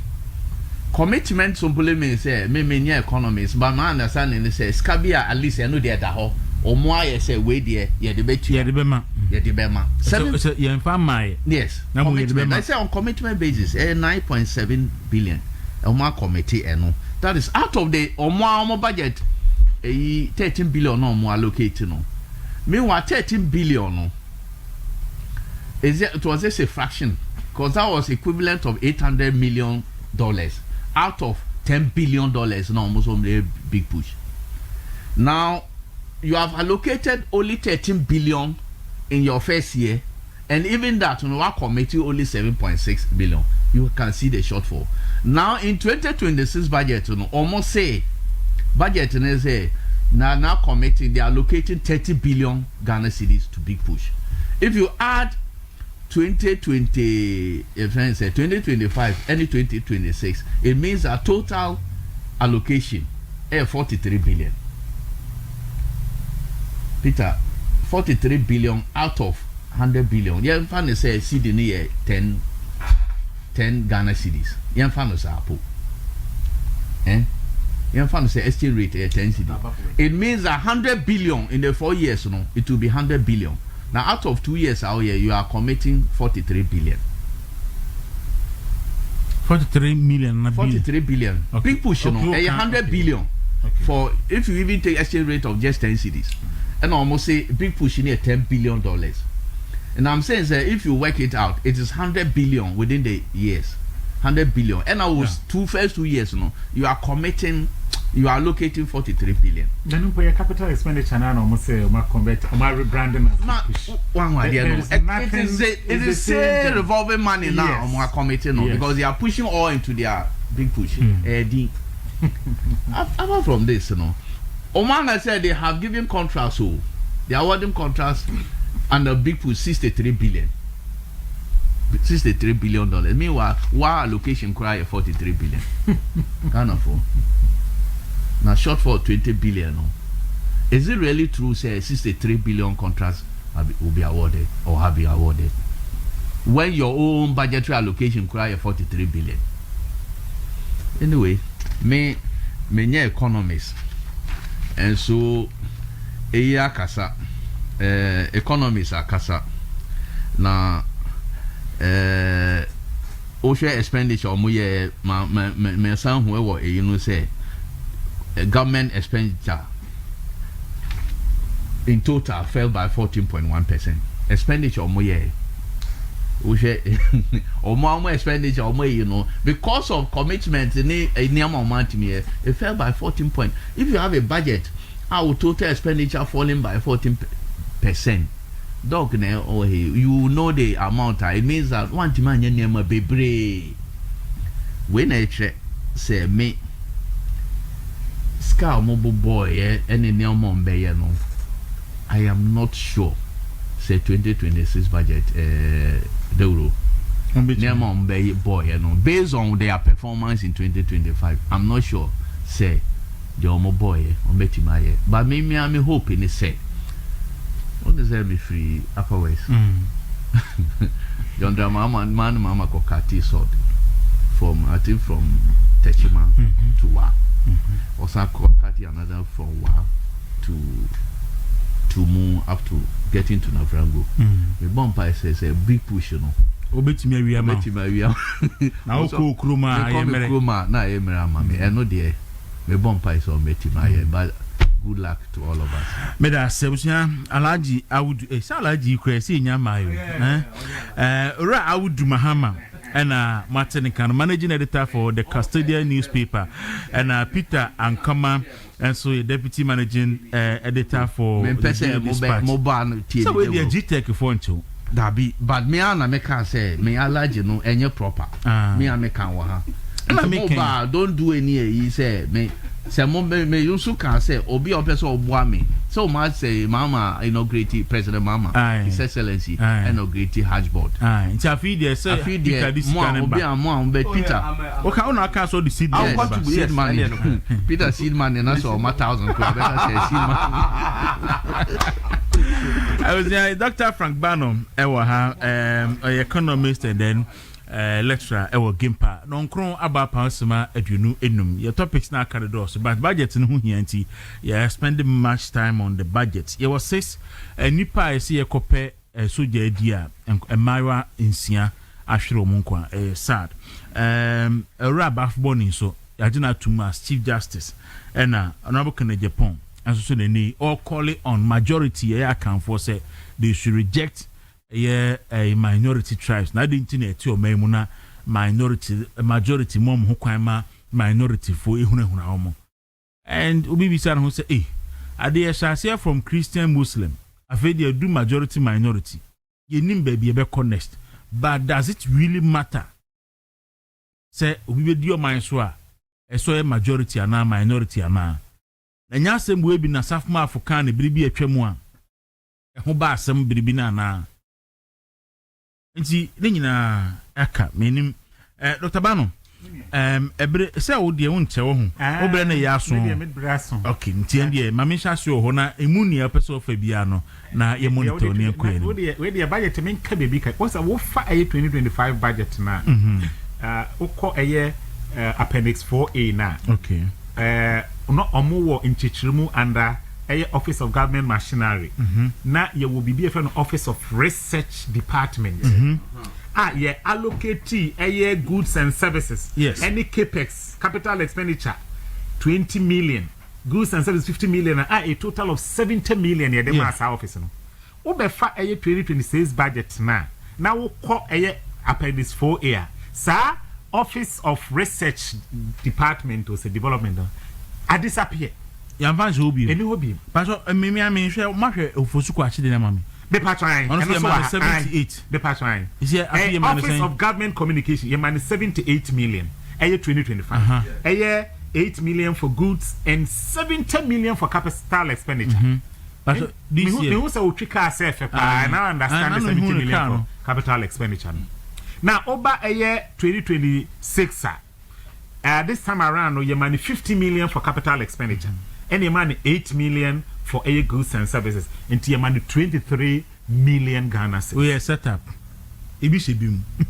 So but the mimi wait there. And ya be set office be for the first time. You see office be the office of 24-hour economy.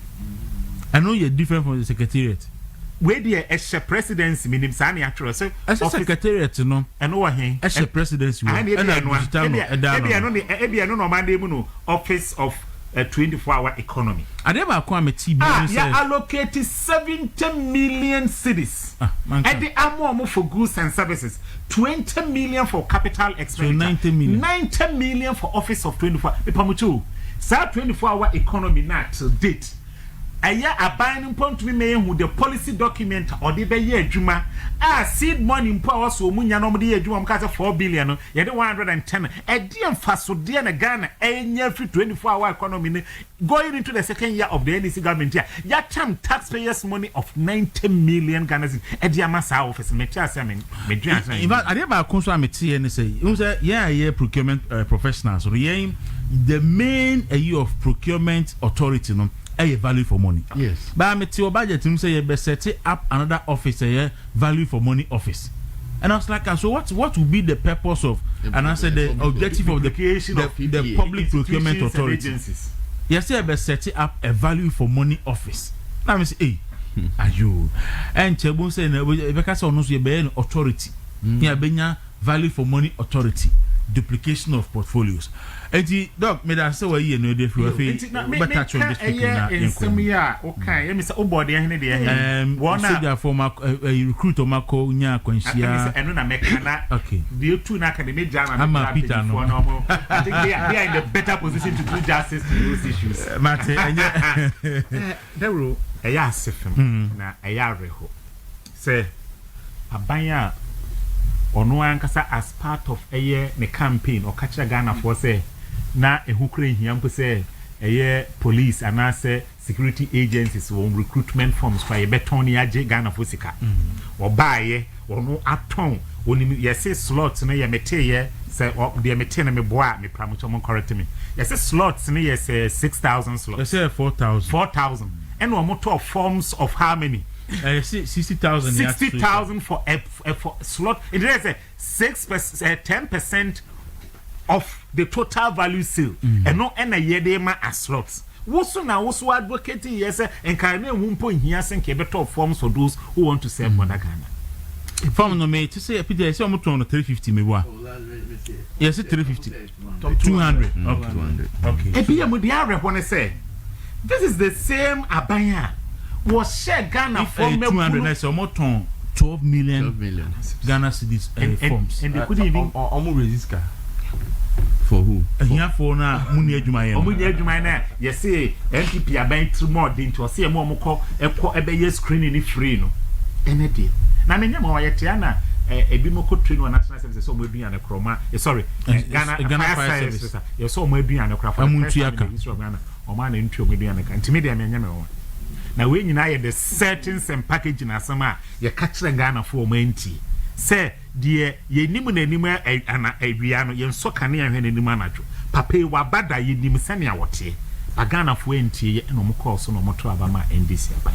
And the Ghana for bebre na ano dem na are hoso say enipa etise se mabaya and mabawa fefefa afi na wafefe efrimu na won free mu mpo no yentumi mpo enya obi panyin bi wo man ni mu ha no one man me gina ha nka say oh we there I am addressing the nation as far as this issue is concerned Dawuro eno ne ade a na yam arehuhu because we've seen incidents happen yenya eye empanyifo emo be address Ghana se menka ye ya anano a eye nyamefo mu currency empanyifo bi a omukonya plane akwansia yenya office of the presidency emomo abedresse Ghana for no class am going company so na emaba was stampede you say about 5 are in critical condition per news document am yes 5 are in critical condition na doc Myra Mofra 16 enya kwanhia wubogu gender minister anko why not even a statement. Not even a statement. Just what you want to say. And these are the future of Ghana. And yes, I said you a year, you see, or maybe human resource, ne natural resource or one, and ye gold that work for moon, and ye oil, and ye nipa. And until now, for maybe to say Japana, almost say, Oko man, and they are even paying people, send a bear mobile. Because people are refusing to give birth. Because a nipano and the natural. Imagine, say, and pay a Kayamunian Kayang. Imagine the gap that would have been created. Many many done so no feel be all back home, me fan and quay. So now I read some say yes. Till date, Yenya will be a assemble proclammed the Mikaya Kamibu ye for yes, I mean, who say, my name say yes, Deputy Finance Minister, who say families no more my free mono, they will get the one slot. Deputy Defense Minister Tibon Kosonoa. What Hamasa sim wesim.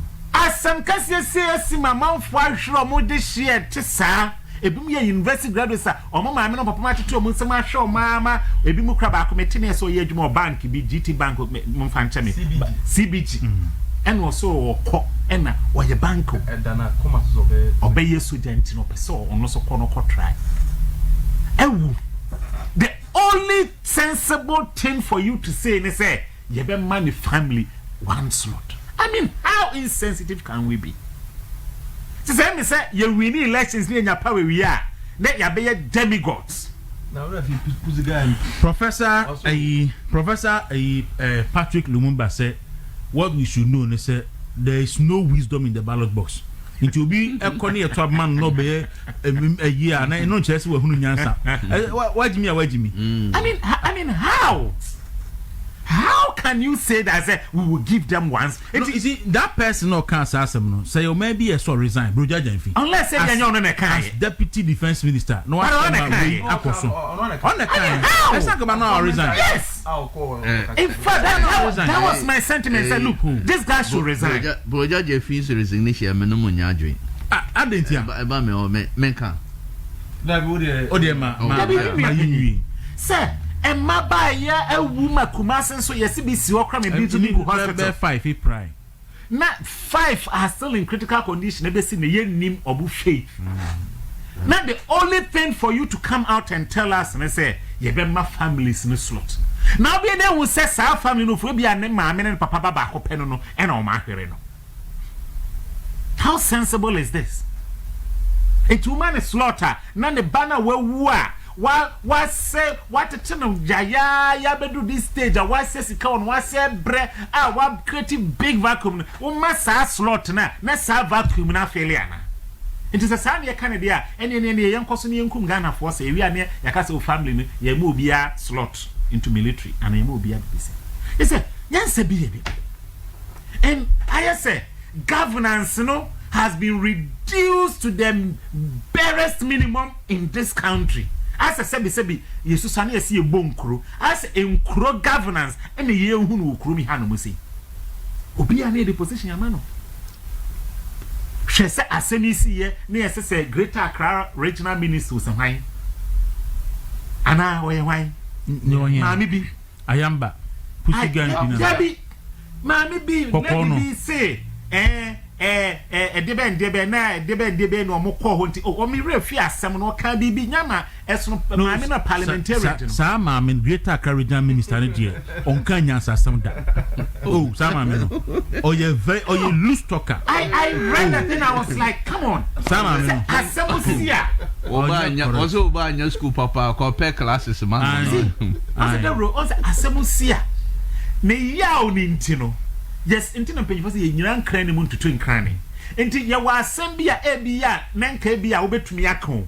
But na na asem ne ya ntino ehọ na hyehye no so de ye nkam sembi. Eno ntina wo tamfo kura sebi so free ma. The best you can do ne say obe express say oh ya akọ. That is the least you can do. Because wo de betumi atro bia. Na ono so said they were not supposed to go there. They say assembly or kind of so knowing say that they were not supposed to go there in full batch, you know. And then I'm here to prevent them from getting into the stadium. Pato, Ewa stadium, me could be entrance na ma man. And I to see the could be entrance, no.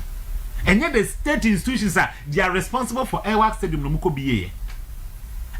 state security so you who some of the videos omonana they are supposed to put these people in check and ananyoma time a man for war me who video be a buy a young lady be all through wall let me say hey lady now what you soldier phone no mudi soldier phone no mudi din kola na tem no na me nwa no mu abuse let's stampede the best na the same thing na crash for stadium yen kan ya nipa wuye no ayesi obi atutu gate na one gate pe ene etoto tia gas omu nyina ewrem ene ye nipa twifa nipa so it way asema esigana hada it what lessons did we learn from this for me dear me one thing I will say me man no simeka say NDC apan President John Dramani Mahama Dano e was say enimenu mi yomode eye chopper more thing e Ghana for anyone a watch or more this year say because of the carelessness of the government and its agencies this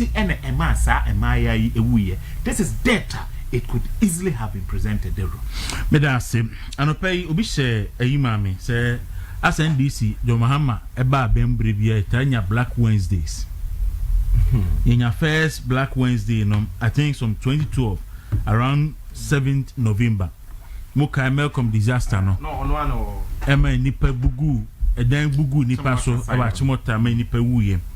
The second Black Wednesday was 3rd June 2015 and also circle ejani so edi afra eme kum nipa no nipa sen de wuye bumbo 100 won nene so kum nipa ansana the 3rd Black Wednesday Wednesday 6 August 2025 helicopter here ekwohwe ase wo Wednesday yes ewo oboase pomu ho enu so nipa nwotwe ehwere mu nkwa ena Wednesday 12 November 2025 ewo ewak enu so emayo nsia omo so ahwere mu kwenum eguso eda conditioner anotin enti NDC for Wednesday there eya hadwin kakra so ja ni nyina wo nyame nsem Peter Amitiwe. Enti Dr. Bano, yes. Doc, yeah. My friend. No. Are hosem na eto man no na anu kwada no. Na se nipa wusa you cannot justify it with bibia na nema ne ye are hosem pa ne say so tie minister for Interior, munta kane press conference obeye na o chire say no going forward and she say abine de gu o say omuma baby mmuru nipa 500 ko one time abi aba fezi be ko anopa na bia ko ho awia na o matechem a number of days nso omde beye saa yi no afese o mepe baby bebre a o mbeye saa screening exercise ne ade a na e chire wo say it was an avoidable death. Nanka nsese eba. Etise the now boss a helicopter crash there. Oh na ne man ya reho sem ne say akoba say ne yesi say yi kwan na anka wo dan a o say kwan yi de. Tene papa. Mum say kanwa abusuan ahwere o mo de hye. Ukọ maame a ne ba ebia asem say akwakoto no nyoma omufa mu sa abre no enye enigisem nanka this is the time that is where I'm tempted to also agree with Dr. Bano say the president and the leadership must show leadership but Arhosam say I say omufi say normal ade ba ye those who were directly in charge, yes, say you reassign or man say almost step aside. It be yako the Kofi Annan. You reassign or mutu other department here. Nika ya nka obi kwat na fia. How would you say and say minister? Okay, say minister the person in charge because this is not the first time military, especially military, on my estimate. So the minister is in charge of this recruitment. So who was in charge? The person no in charge. And Sessa will reassign the keke. Also, what's in the fee? Because this is not the first time, military. By the way, Nepano or your caretaker minister was he really in charge of the defense at the time? But allow you say at the time, no. Now when I was blame no, you see, and then some can say me the blame the Mama Penny Mahama. Mon Fanco, deputy innocent, deputy minister, no substantive defense minister. I know your Mampani Mahama and I. And no manable Matia Sia, Anka Mimi say we ain't see. Meso Mejidisa, knowing who he is. And Munta, who's a Munta Katiasi, who's an enemy Biorma. Last week, to say Muntaka can say the promotion be by name. M. Quemo or your checks be near. And one Latina may can say, Deputy Defense Minister, no. Finance Minister na ye busier or she budget no. Sadi we and some responsibility no. O mama no. Oh, are you saying that for sure? So we ni mana so what we doing there? Alaji. Oh, can for sure now what we doing there? Me say Yembisa before we call for his dismissal, Yembisa say whether he was in charge of the recruitment process. Yembisa Abain. So who was in charge? Now you were caretaker minister. That's at the time caretaker minister or your budget. You see the reason. So when people were calling for president to appoint a substantive defense minister on the floor of parliament, also I say we see the Babin Krabisari can say we should appoint it. Yes. All this, why is it that we say we have major military and yet to say a defense defense? Yes. I'll be a 3 months. Now Wontumi appointing. Now we blame a poor defense minister. Your Mahama will not have the moral right to even sack Brujajen. Yes. And that is the whole issue. Because only moral right. Because on no courses are we. Say let's leave the young deputy minister like that. Or no nya body bia. Unless Mark says me say the directives by say Enkwala no unim say only responsibility be anko no na akoka say e be slot back back on na edi anim on na akoka say obi a ne be mo wan so and policy so you una asma was he responsible for that one eti wo na asma wo there yeah now so say onko announce say and that one too I have an issue with more disagreement with that identity to say obi ekoye and na obi ewu and I say as at least nipa number back. Yes. But as matter of compensation, at least something to assuage your and a brace of Yema one slot and I be beside I know say a bonnie.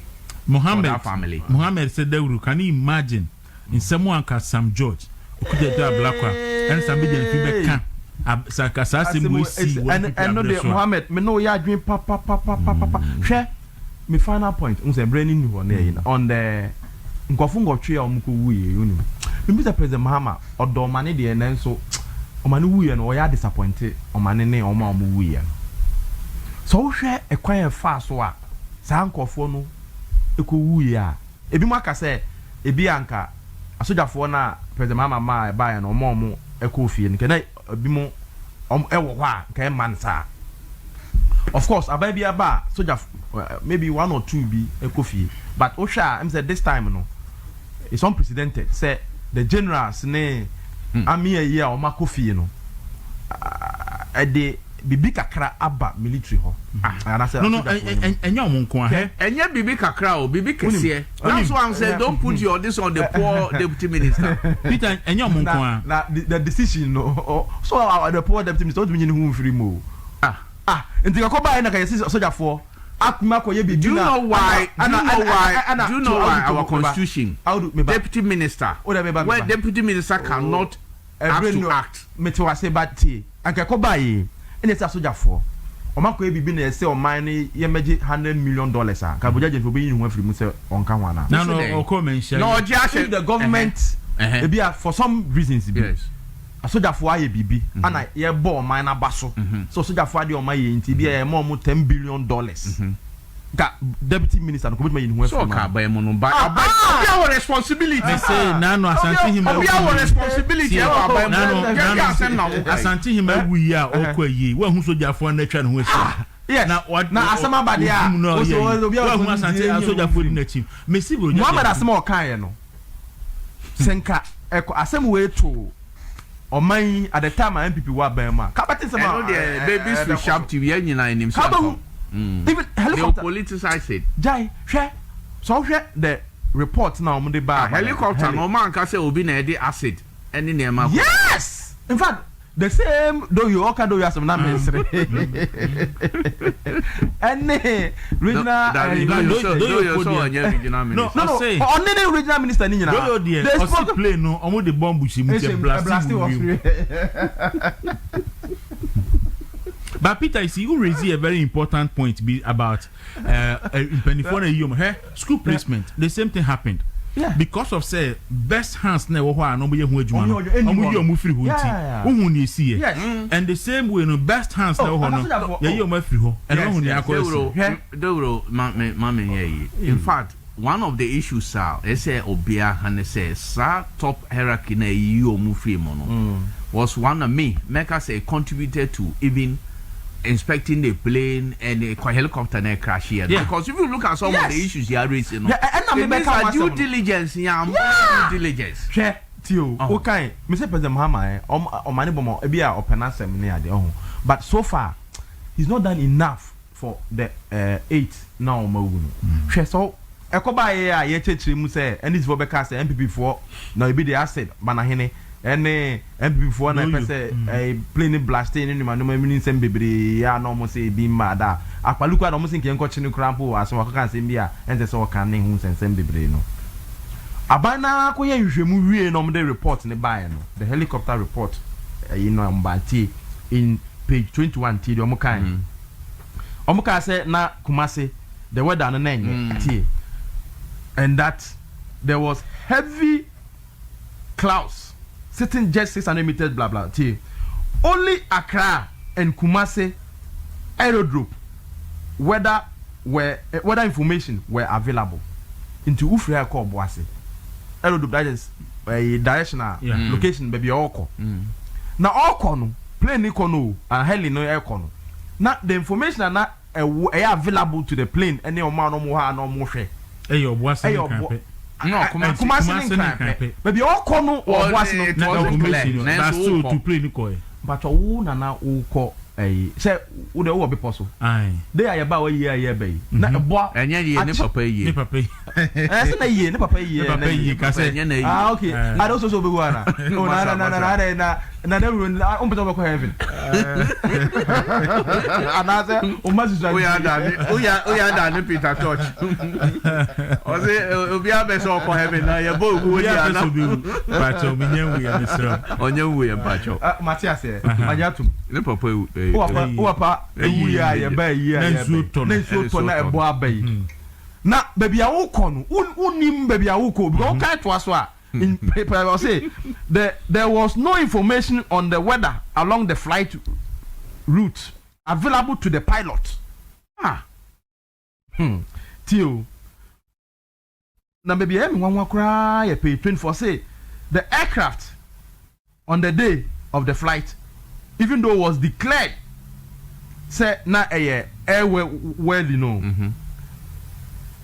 but na a lucky terrain awareness warning system na a lucky advanced navigation with terrain mapping na a lucky automatic flight control system na for a lucky equipment that could have enhanced situational awareness to some extent in the plane na look apart from that you know yes plane no we did 10 years I say we did after 10 years and then say enka be maintenance after the 10 years I bow for almost say MPP4 plane no ko toy and na enye and na to be lies plane no o ma report teacher say omo ko to no 2015 in fact 2014 omo start some ko here now omo manufacture back China even 2012 na 10 years asun March May or Senka this year echo and almost omo ko je 3 months extension.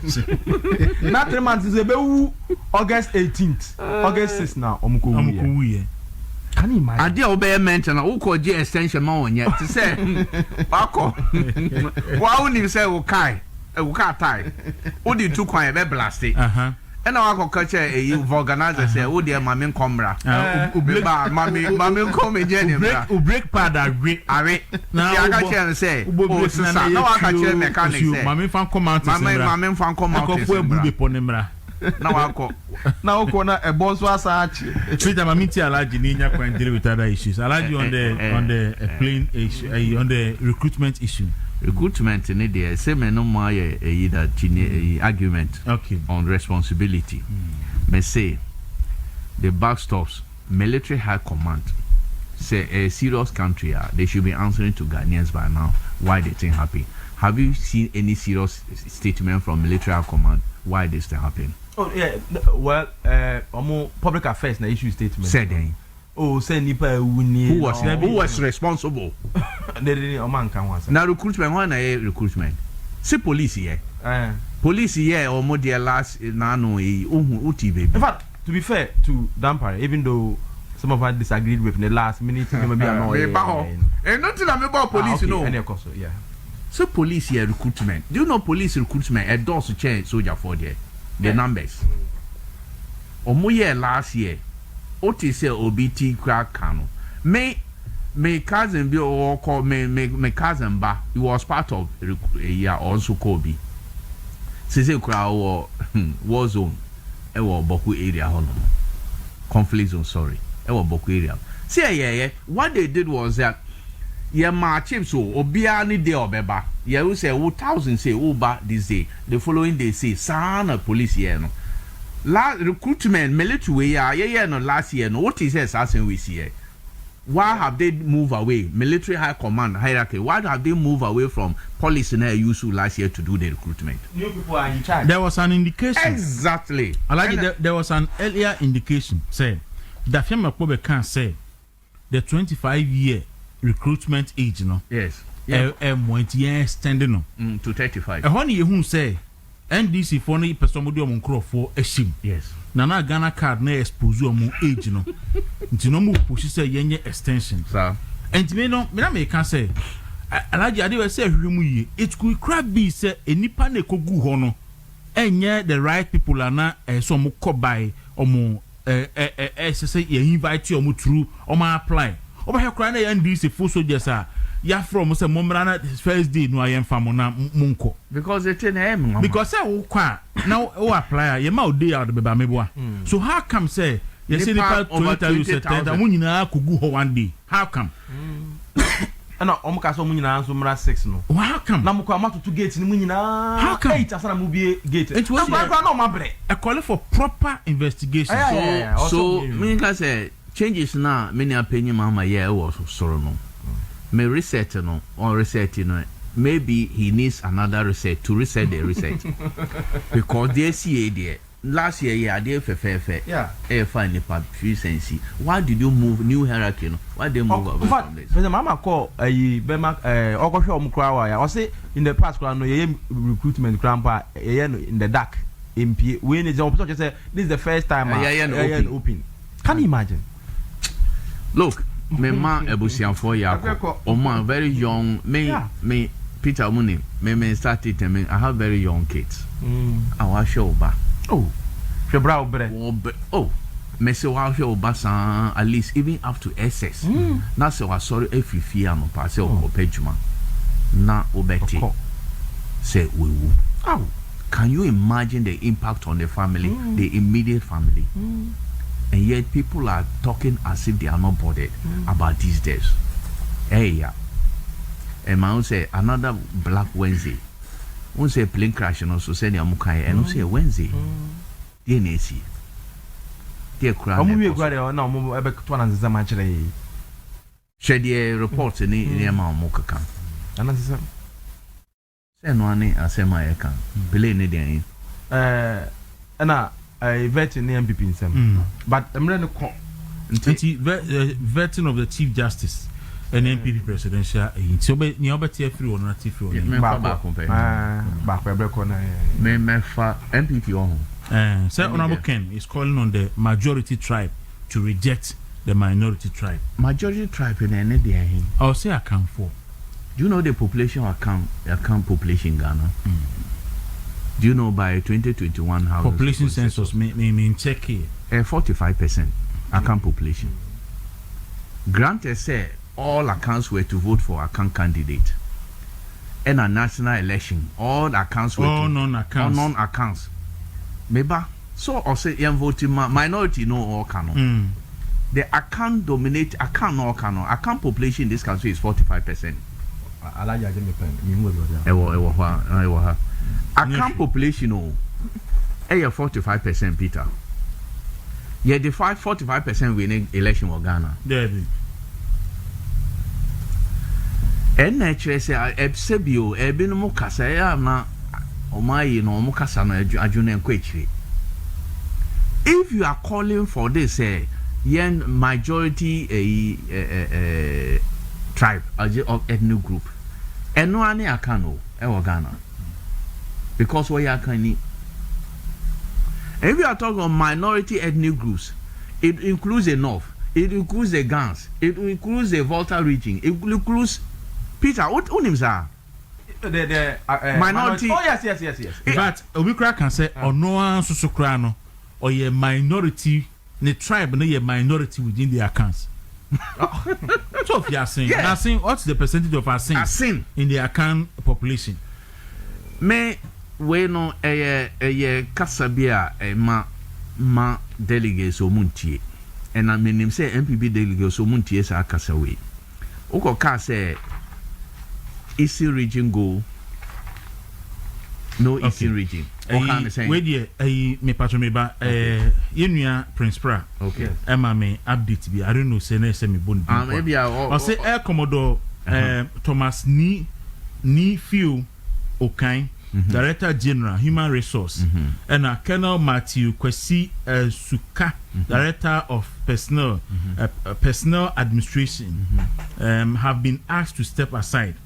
Colonel Kusida Akon is taking over as Director for Personnel Administration, and Commodore F.A. Nyakom takes over as Director General Human Resource. Changes about Matthias, I mean, let's you Prince Pra about security sense reporting. But me cry am a friend here addition kakra one ho. But we are the abano. But yeah, almost step aside. Say omu fie and I say asan reassign omu to another position. And now so almost step aside pending outcome of investigation. What me mate say? No, emu be one man. Ya reassign omu to another unit. So what is the point?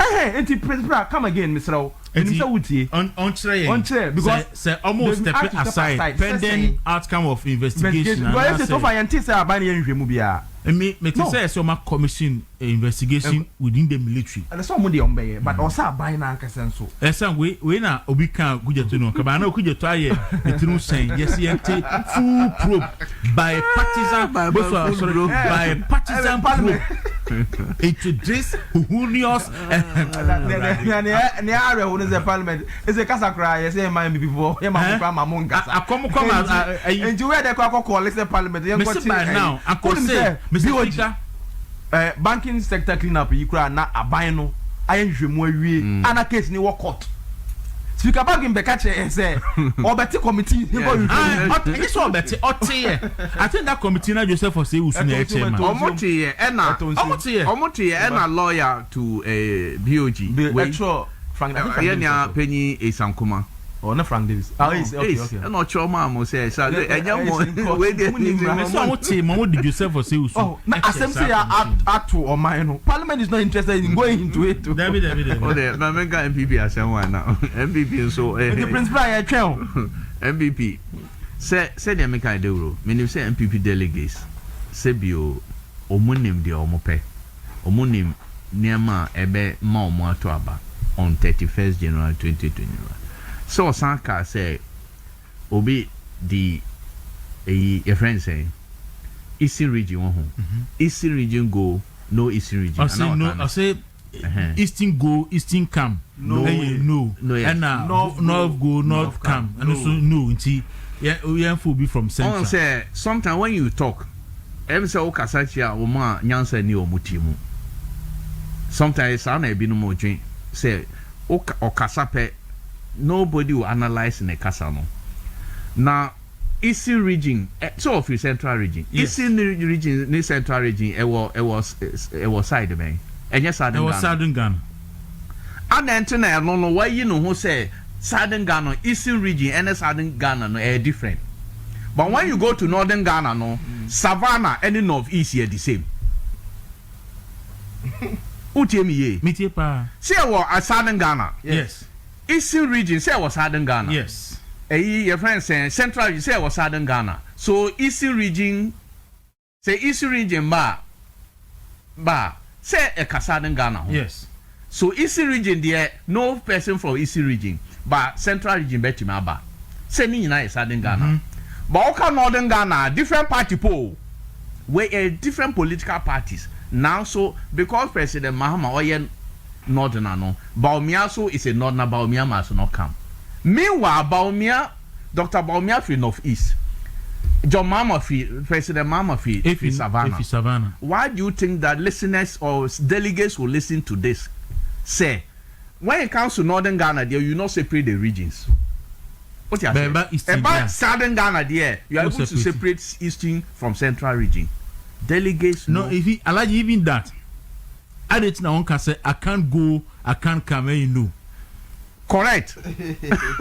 Why are you not saying that I can't go I can't go one call sir because one also where I can but if it comes regional no eastern region is different from central region but I call northern Ghana no northeast is not different from Savannah. Okay, say nipa no mo kasa no se bio. Say ono na ti ni ntia me bi say akan say ono na all call say akan should reject minor tribe. So sa na tie de nan de say won so ye akan. Na na Akufo Addo so ye akan. Dino say akan go akan kama. Then na no so ye no there because when you say no power a chere say no message be anyhow.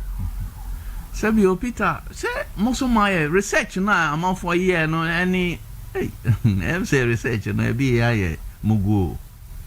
Okay, so Peter I Prince Pras and baby must see it's true say Omari assign omutu a different portfolio. Yes. Colonel Thomas I say Colonel Matthew Kwesi Asukano now he is in charge of Kofi Annan Peacekeeping Center.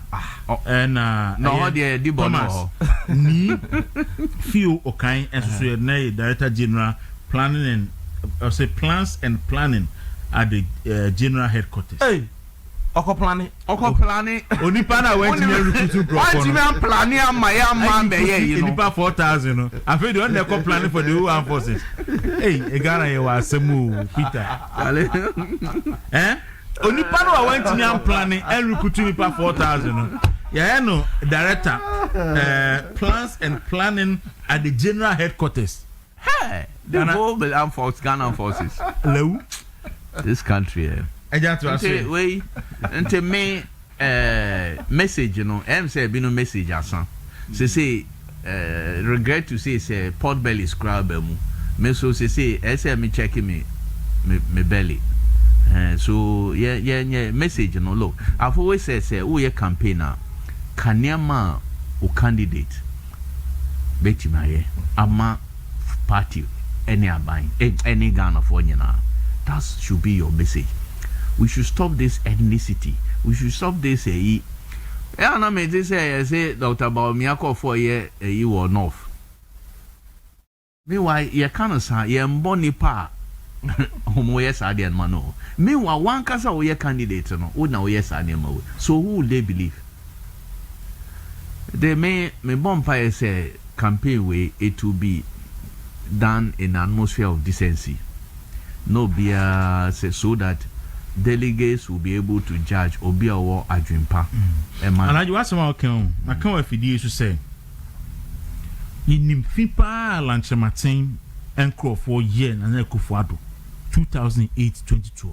They fake and but I say me challenge you say ene for one video bra and now one write up and now one audio of Alanche Martin himself during the 2008, 2012, 2014 NPP primaries. Our cassette and Akufo Addo, you get it. Yes, that's true.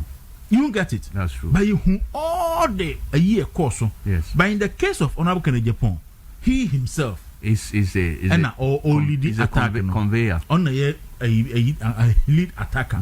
And so you can produce numerous videos, audios, and write up of Onuankasa or abuse Baumia. But in the case of Alan Martin, for that one, I give it to him. That's true. On he one never kasa. ever opened his mouth. And then so Obeka BB against Akufo-Addo. And no correct. So here I can Japan on Alan Martin on a lead charge. That be on Siano because on no name no or can say Alan no behavior or no behavior and then ma Alan Shia he never recovered and he was not going to toe that line or no eba bema sema on the betray say or ebema and the mema semini because we say Oko can say I am not party for you for asem I am say I feel reluctant in talking about them. So me, my friend, say, more contest in you do your contest. Tell the delegates they obey my party no. When you become the candidate, any the obey my Ghana for. When you become a candidate, that should be your message. So that omo canas or muti it was super more obey to abamount. But this thing about way for her, way you say minority, way majority, way you say no and such a if you look at the way I live in Ghana, majority tribe no kano on the majority group no e worry sebio obia or a minority. That's how we have lived in this country. That's why we are united in this kind. Yes, sir. Yeah, yet to say the amount for free. If you want to recall what in South Nipa we are kasa kan previously, Charlie ye Papa Magana. So we should prevent these kind of comments. Okay. But that's a large. I also see say on one son share who say within the account so no a minority. Within the account. Within the account. Yes, so I seen me. And you say was he or yes. Oh, I seen me. And I seen so a minority within the accounts. And the accounts so special so even within the accounts. Then I send no so a minority within the account communities. And a candidate say so your accounts feed the majority. You want to feed the majority accounts. And accounts no more within Ghana no. If you look at Ghana total population, no accounts no more is not up to 50%. So you're saying. Are you and the Chamanyaba? So it means to say, sir, campaign message here. A non-starter. A non-starter. Until many I mean, say delegates or munti, and it will show. May I say because it's an allergy can sign it here. The Indian Santifo and Kotuma Comedia point. That's all. Na California na California achemfo nso so na ekuapemfo yes yanso yenkotuma branchempo na asemfo nso ntuma na abukana Japan na agbefo ni nkranfo na eyi no so mo ye minority so mo so kontuma ba omi mo ye minority. Is that how we want to divide this country? Very unfortunate because nkranfo omo ni candidate wom say be me na agbefo nso ni candidate wom na nzimafo ni candidate wom anzima so omo ka no. Okay. Yes, anyway, nte eno ano agbefo nkranfo any northerners. Omo ye nyina a minority. Omo ni kanem ba omo yankwa so if you do this you see your smoothness level. Me da se bebre. Peter, na say mentiment kan bafo boni okay, my Peter we on this one so I shall show hana we are near say bring the account yeah sorry because I dare no gagging order be ya ba there no mo obie no say no you can't go there, this is in court. Obie no say no it is in court. November aka how many days now I'm aka and then 15 so me find say chim pepe aka 15 days and December so there I'm say Christmas ne holidays we won baby na January so campaign no and shada and because now obi year ne planning and operations me bompa is messing twam content okay na me ne ayanka ye no December 31st kranka ye. But you see the truth of the matter is say occasional jobs there ya na when you occasional me come as Japan who oh natural occasional jobs there part of go mean contest so say there were minuanu by ko ba say ye pray bibia o say me ka bibitia o kakra okay but o hwe asama president Kufuor kan wabra na MPP and launch omo ideological institute or party head office na or say stay away from tribal and religious campaigns. So okay, yes. MPP phone call share pesa video no untie asama president Kufuor kind on that day. But president Kufuor said we should even reject people. Yes, can't say no. Yeah. But you see, you say politics there behind the scenes. On whispering campaign. No more be because obi shia ni nua wo kwanche me bia bit me kan sama nenim na president mama asam ne ya ba mu no ne ntro ne no mo de frafra so but to mount a platform say main platform na candidate na obeka bibi obi be find derogatory and I say tribal any religious idea I am a bit problematic to me bomb pa say but ebio me interest was the organization and so far Joe Wise no wonder he's called a Joe Wise why are they pa or a wise man but also what committee be no they say IPAC dey who say aspirant no obia will rep our mushia as and when to decide on going forward how omunye every step do be sha who say album no omunye is provisional cry is even ready. Yes. But who say noise na etwetwa say initially people were making noise about the test con and the school say gu I say many abia also obe mama blows. Okay. Many MPBs also blow me because of that campaign we are. But I like you so I got kwaku na so den that day no MP no me na me nam me ba no and I'm afraid wo Audu say Audu me na MPB ba na MP no ye nyina ya damfo ye bedu a hwe na wanfa Asema obeka bia me yedi because na medical na MP na chia o base bia ya ye ho argument pen ye ba Audu nkasa o ma hu de ye no watechen na kofa nto ene na nka osoko babu no kra ba ende na agro